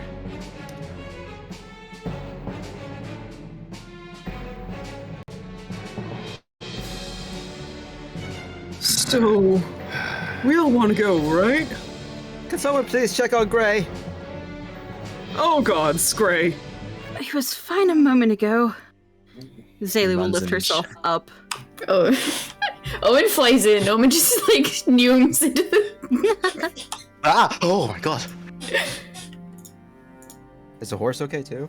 So the horse looks fairly spooked, and it's been trying to pull itself free, but the vines had been preventing it. And when you go to peek, when everyone goes to peek inside of the cart, you actually see that Gray is not there. Gray! Oh god. Oh god, they got him! God fucking damn it. And I can't deal with this again. It's only once you all see the panic starts to set in as you don't see Gray, and it's only once you all kind of all poke your heads in at either side of the cart that you hear a voice go, wait, I'm still here, I'm still here. And Oh thank God. Gray, you scared me. in an instant, you watch as Gray reappears as he pulls off a headband that he had been wearing. Oh. I'm still here. I'm still here. I thought that things were getting kind of loud outside, and it might be best if something looked in that it didn't see me here. Obsidian Good thinking, Gray. Obsidian just partially collapses in relief on the back of the cart, probably like just slightly tilted. Yeah, like makes it bounce. I am currently feverishly ripping away any vines that might be attached to the wheels at this point. Almond I'll pull my collapses dagger. because they are poisoned. Full pursuit. I'm gonna go I'll use my grab claw my and swipe. knife. Yeah. And grab that and then just like, okay. Omen's poisoned. I'm very poisoned. I can take care of that. Let's take care of it Thank on you, the go. Obsidian. Obsidian. Well, it's rather simple actually. Obsidian's gonna come into the cart with you, Omen. Start channeling his magics and immediately cast protection from poison on you. I feel like the scene's very dramatic because Omen's just like laying on their floor and their like phantasmal wings are all splayed out. Not to like rain on your parade, but you can also heal yourself of poison with a spell. I ran out of my slots, I think. No, you didn't. Oh, I Going didn't? back in the cart. You still have 3 second-level spell slots you did not use. Oh, I get It's confused okay. easily. I know for a fact that The Obsidian always dramatics. has it prepared, so it's fine. The drama. The dramatics of Obsidian feeding that familiar warmth of his magic into you, and you just feel that kind of... The freezing! Wow. You feel the ichor of the poison subside and leave. You should be alright now. Thank you. I'm gonna lay down. Yes, do so. Mainly for my brain. Yeah, that was a lot. Forest bad. Forest bad. Yeah. I Or mean, we bad. did know that, at least, yes? Yeah. Knowing is half the battle, and the other half of the battle is actually doing the battle, and that's usually the worst part. I hate the other half.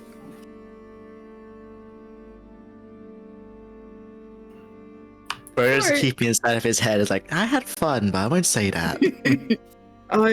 I did it, Sorry. and then I did it, and then I didn't, and then I did, and I didn't. I'm sorry then. My insistence about maybe finding a different solution led us into that trouble after all. Well, let this be a lesson that next time we go traversing through a dangerous forest, we don't stray from the path. It depends if the forest has a path. This one did. You all feel the tug of the cart as it, with thanks to all of the work that you all put in outside, the wheels finally rip through the remains of the vines, and Gray gets you all moving with still a fair amount of night in front of you. He doesn't plan on stopping until he is sure that he is free of whatever was plaguing this area. You all still not too sure, but for now, you continue forward with the town of Orton a few days away through the Fey Garden.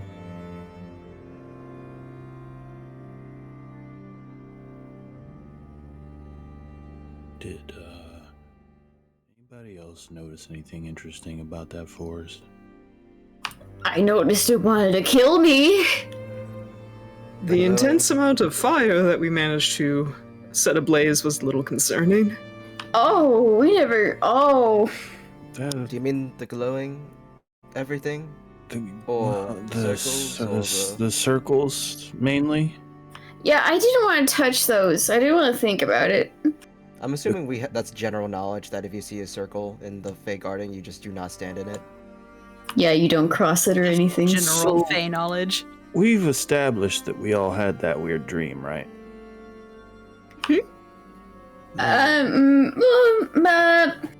You've had a weird dream? Which one? I could have sworn we talked about it. Hmm. Or was it me and Vern? I don't know. I probably talked about it. Yeah, I had a weird dream of everyone here. Yeah. I might have admittedly thought that it had just been me, actually. I completely forgot, just like most of my other problems. Well, now that it's out in the open, I had a weird dream. Same. And in that weird dream, there was a room. And in that weird room, there was a bunch of different colored circles. I don't know, maybe I found it kind of similar. Should I do some sort of check to figure out if there is a correlation?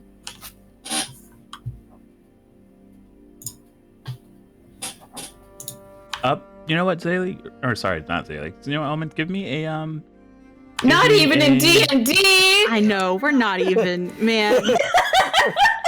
I'm pink! It upsets them so much. I'm pink! It's hilarious. So, give me a knowledge arcana check. You're saying it's not a coincidence that it could be the same thing? I don't know, maybe I'm thinking too hard from getting smashed around by a giant plant, but it was a little strange. Just checking, is everyone okay? Are their limbs still in one piece? Not broken bones? I'm just still bogged down. I'll be fine. Nothing that won't heal with good rest eventually. Not as bad as last time. But yeah, I rolled an 11, so...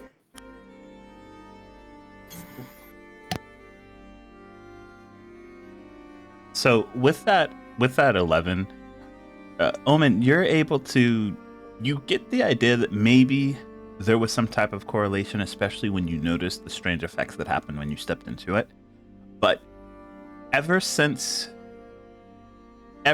you took to not taking advantage of certain aspects of reading into magics like you had been, everything seems to blend together when you try and pull those memories back to the front of your mind. You're not able to glean much from it. Maybe if you had stepped in one yourself, but it's also in effect you're not willing to chance. Owen does sort of like clutch their chest a little bit, and they're thinking really hard. But they kind of darken in their expression.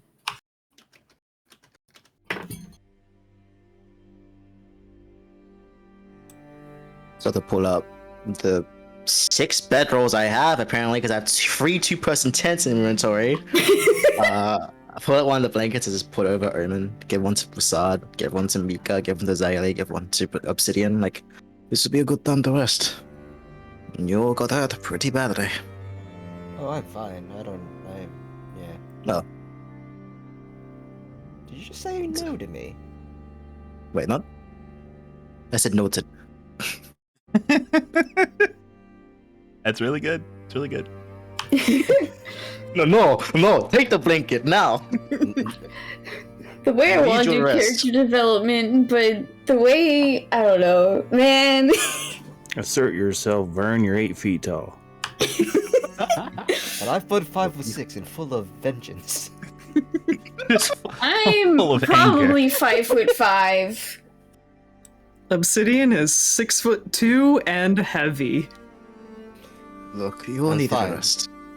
Sleep on your repercussions and actions. I guess you're wounded. Sleep on my concussion. Got it. Yes. I'll be fine. Wait, if you have a concussion, don't go to bed. Let me look at your pupils. Come here. You probably shouldn't do that. Cast thaumaturgy on myself. Make my eyes glow. Miss Rose, are you okay? You know, just a little shaken up, but I'll be fine.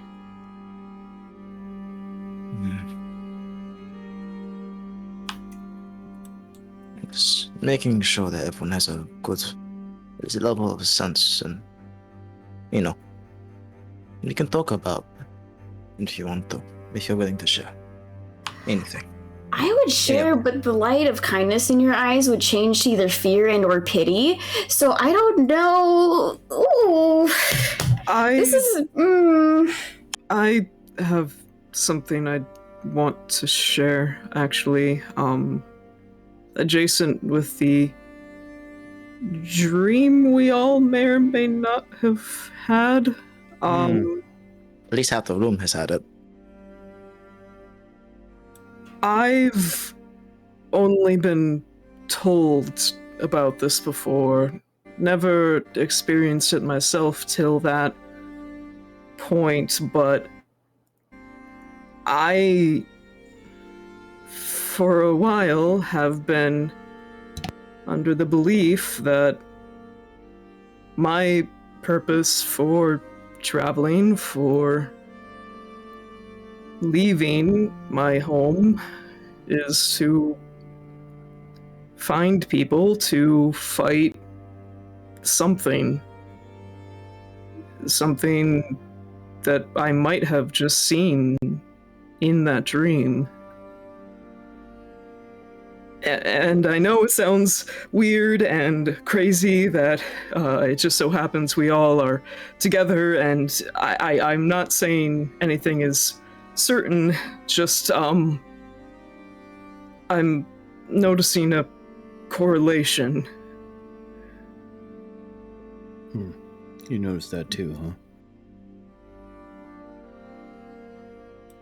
I've wanted to say something for a bit, but I thought you all would think of me as crazy or something.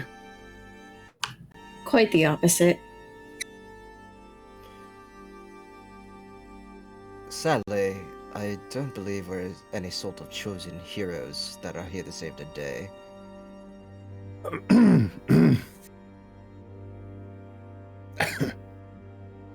I feel like Omen's biting their tongue quite a bit here. Yeah, Zaylee's staying very quiet. Omen looks like a little bit pale, and their expression's just very dark. It's just an observation more than anything. Obsidian seems kind of doubtful of his own words, like something that should be said with confidence is instead more of a nervous murmur. If it's any sort of benefit for everyone to say here, you, levels of sorts of brilliant in your own way. You go out of your own way in your own special uniqueness to bring some good into the world.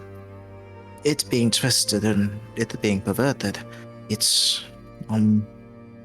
inspiring, but not a lot of people will go out of their way to go out and try to do the best that they can for other people, albeit in a way that may be confusing to me and to everyone else.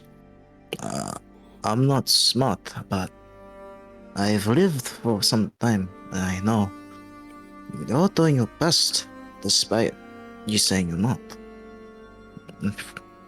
I'm pretty happy to be with you, despite just meeting you. While it lasts, even if just for a second time now, Vern, I'm happy to fight alongside you and everybody else as well. This is fun. In a weird way. I have enjoyed my time quite thoroughly with you all. Yeah, glad you all didn't get swallowed by the earth. That's pretty cool when you say it like that. I'm not gonna lie. Albeit it's a disaster, but still. I feel like with that sense, Omen looks kind of ashamed. Anthem, if you could check your DMs about something. I wanna insight check that. You know what, Sam? Obsidian's not going to because he fully trusts the people he's in this room with, nervous as he might seem to be. Ooh, that's a good one. That's a better one. That's a better one. Inside check. Rollies. I need to change my side. Hold on. I'll take my hat off. There we go. Oh, how the hell? How'd you do that? I just take off my hat. It just No. comes off? Yeah. Oh. It's not like a part of me. But he puts it into like a side like pouch. It's not a part of me. That's generally how hats work. I thought it was part of the bone thing, actually. No, Try that's to- that's the skull. The Well, well, take off the little the ringlet that's around my head, and it's stuck by the horns. do you need help? Do you need help? No, it don't come off. I got. It was I was born. It was there. It's not going nowhere. Please don't rip my head off there, Vern. You're a big boy. Regardless of everything, we heroes, and Mika like grits their teeth when they said heroes are in very short supply. Adventurers, heroes, same thing. Doesn't really matter. They're very in short supply. Regardless if this is fate ordained by God or some weird twist of fate, it doesn't matter. What matters is that we're going around, we're trying to make life better for people, one step at a time. Do it for the people, don't do it for the fame, don't do it for whatever God tells you to do. Do it for yourself. That's all.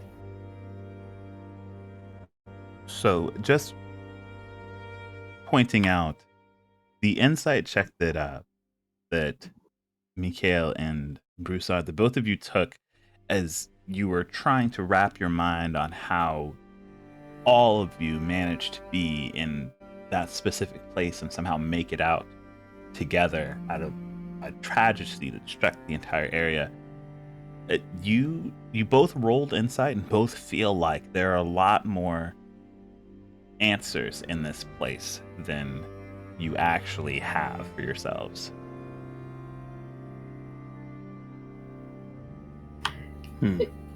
Should I also mention a detail you would have noticed about Omen? Sure. If you want.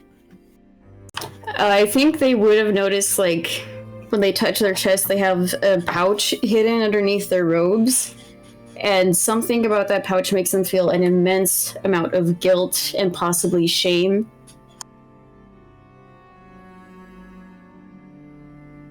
Oh no, what am I thinking? I'll just not mention that at all, but I'll just keep what I said. Because, yeah. That doesn't change anything, what I said. It would be probably about the size of something you'd hold a trinket in.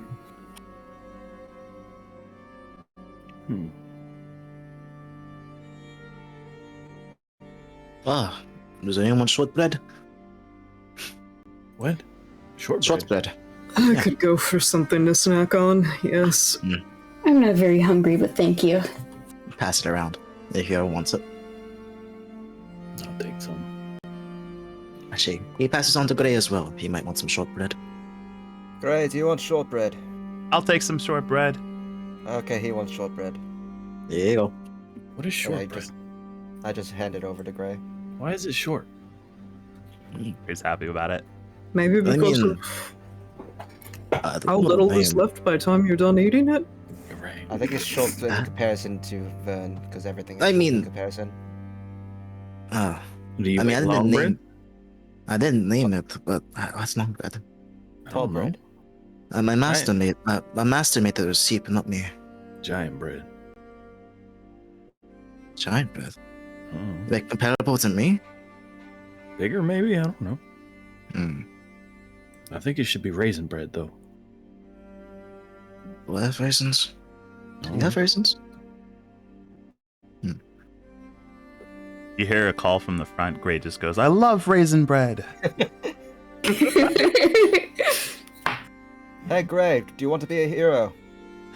Absolutely not. I've had my fair share of heroes, probably some of the greatest heroes that I know, and I decided that I wanted to own a shop, but that didn't end very well. So maybe Hero's thing I should try. Don't actually. Don't do shopping it, again. Gray. Well, Don't do down. it. Okay. Yeah, That's- yeah. Settle down. Settle down somewhere nice. Find a Well- wife or a husband, or something in between. It doesn't matter to me. Get yourself that little shop, Gray. if he I carts saw a us slime around- go. I That's had a a shop, dream. and then it went away. Don't worry, you can build a new one. Well, Is it fun to try and settle down? Oh, it'd be Is it wonderful nice? to just settle down somewhere, just stop everything, and just live life like a normal person. But life keeps going on and on. I'm gonna stop talking now. No, I want to know what's it like to be normal. I wouldn't know. I don't think any of us would. Yeah, I After think all, that look where we are. We're in the middle of the Unfair. Fey Garden, brought together by stuff. We just killed a tree. Several of them, in fact. Some of them exploded. The explosions were cool. They work too. Either way, I'm done talking. No more And talking? They wow. could just go sit in front of the cart with Gray and then just stops. Anybody? Omen's just laying face down on the floor. What was that, Broussard? Said, anybody want a fortune while we're riding down the road? Yes, sure. Oh, I've done yours. Uno más. You again? Fine, unless someone wants it first. All right, I can. Let's see if your future changes. All right, give me a second. I'm gonna find your. Probably not. Let's see if your future changes. There's Shrubby. Let's see. Okay, dear. What did you get it before? I just want to say Obsidian was growing increasingly nervous with Broussard's eye contact, but Omen's insistence about getting another fortune kind of made him breathe a sigh of relief. If anyone's gonna obnoxiously ask, it is Omen. Their name. All right. Oh, he's doing the cards Mario. Whoa! Let me see, and I'm just going to draw a random card out of here, and I'm gonna put these cards back. I'll do this again later. Just gonna put these right back on the box. Yep. That is the strangest thing that's ever happened to me. I'm gonna take a nap. Oh? Well, No, you have to tell me first. I drew the same card as before, which is Oh, of course you did. Oh, of course. I actually did. Omen continues to lay face down in their bedroll, just screaming, not screaming, but in a very woe is me saying, oh, of course. I don't know how I did it, but I actually did. That's kind of terrifying, my dude. Although that is genuinely just how card decks react towards me. Natural threes and the same cards. Don't you have to go, Sharpie? Well, 15 minutes. it is with a fortune that wasn't given. Who knows what stood behind that gate? With unclear beginnings, guilt over knowledge had and unhad, dreams ever murky, and some of you even walk while waking. It is unsure what lies ahead in the long run, but in the short, the road seems to still be clear, and with a few more days of travel, the small hamlet of Orton, its issue of missing peoples, will be addressed. But for now, we close on another night and another adventure. You all have a good time. Woo! Yeah, baby! Oh, Anthem, I need to check something with the possession we were talking about. But how That is it now. You know, I gotta decide some stuff on my side because I've got the story notes and then I've got notes for everyone else, and I've got to decide some stuff for you. So I'll get to you in just a moment. I do think we also need to talk, considering we're very close to popping open. Yeah, so you're a whole grenade. I'm just gonna put back where I found it and pretend it's not there. Just give me a moment. We'll get to that one too. Yeah, we'll get to that by next time. This was a lot of fun, Anthem. Thank you. Thank you. It was all right. Yeah. It's okay. I give it It is a okay. 6 out of 10. Yeah, give a little 4. That seems and a about half. seems about fair. I'm happy with a 6 out of 10, honestly. Give it a 4, 4. a 4. I mean, it's not a 1, so. Out of Could've used more 5. explosions. More like necromancy, punching. Yeah, more. I'm just kidding. We need more dragons. Orc herding. I'm not a dragon yet. Wait, I'm baby. Inflict wounds is the best spell in the game, and I won't hear otherwise. Disintegrate. You know what? I'm not gonna argue it, but you know. True. Best early level spell. How about that? Yeah. Fireball. Prestidigitation. But that was fun. Can prestidigitation disintegrate something? You can, if you use it the right way.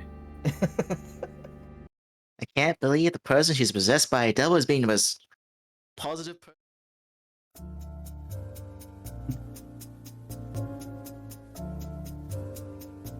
All right. Well, let's see about getting a raid started.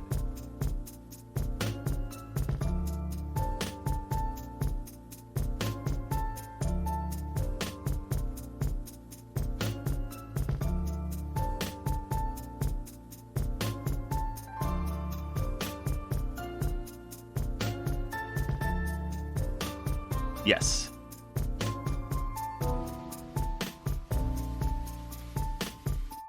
All right, let's see about getting a raid their way then.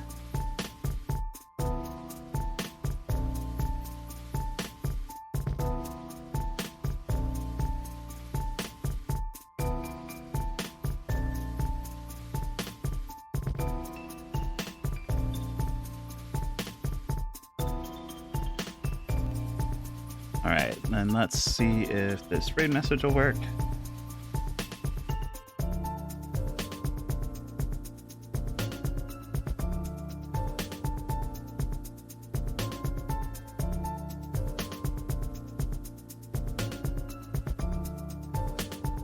All right, I'm gonna go with trees are bad.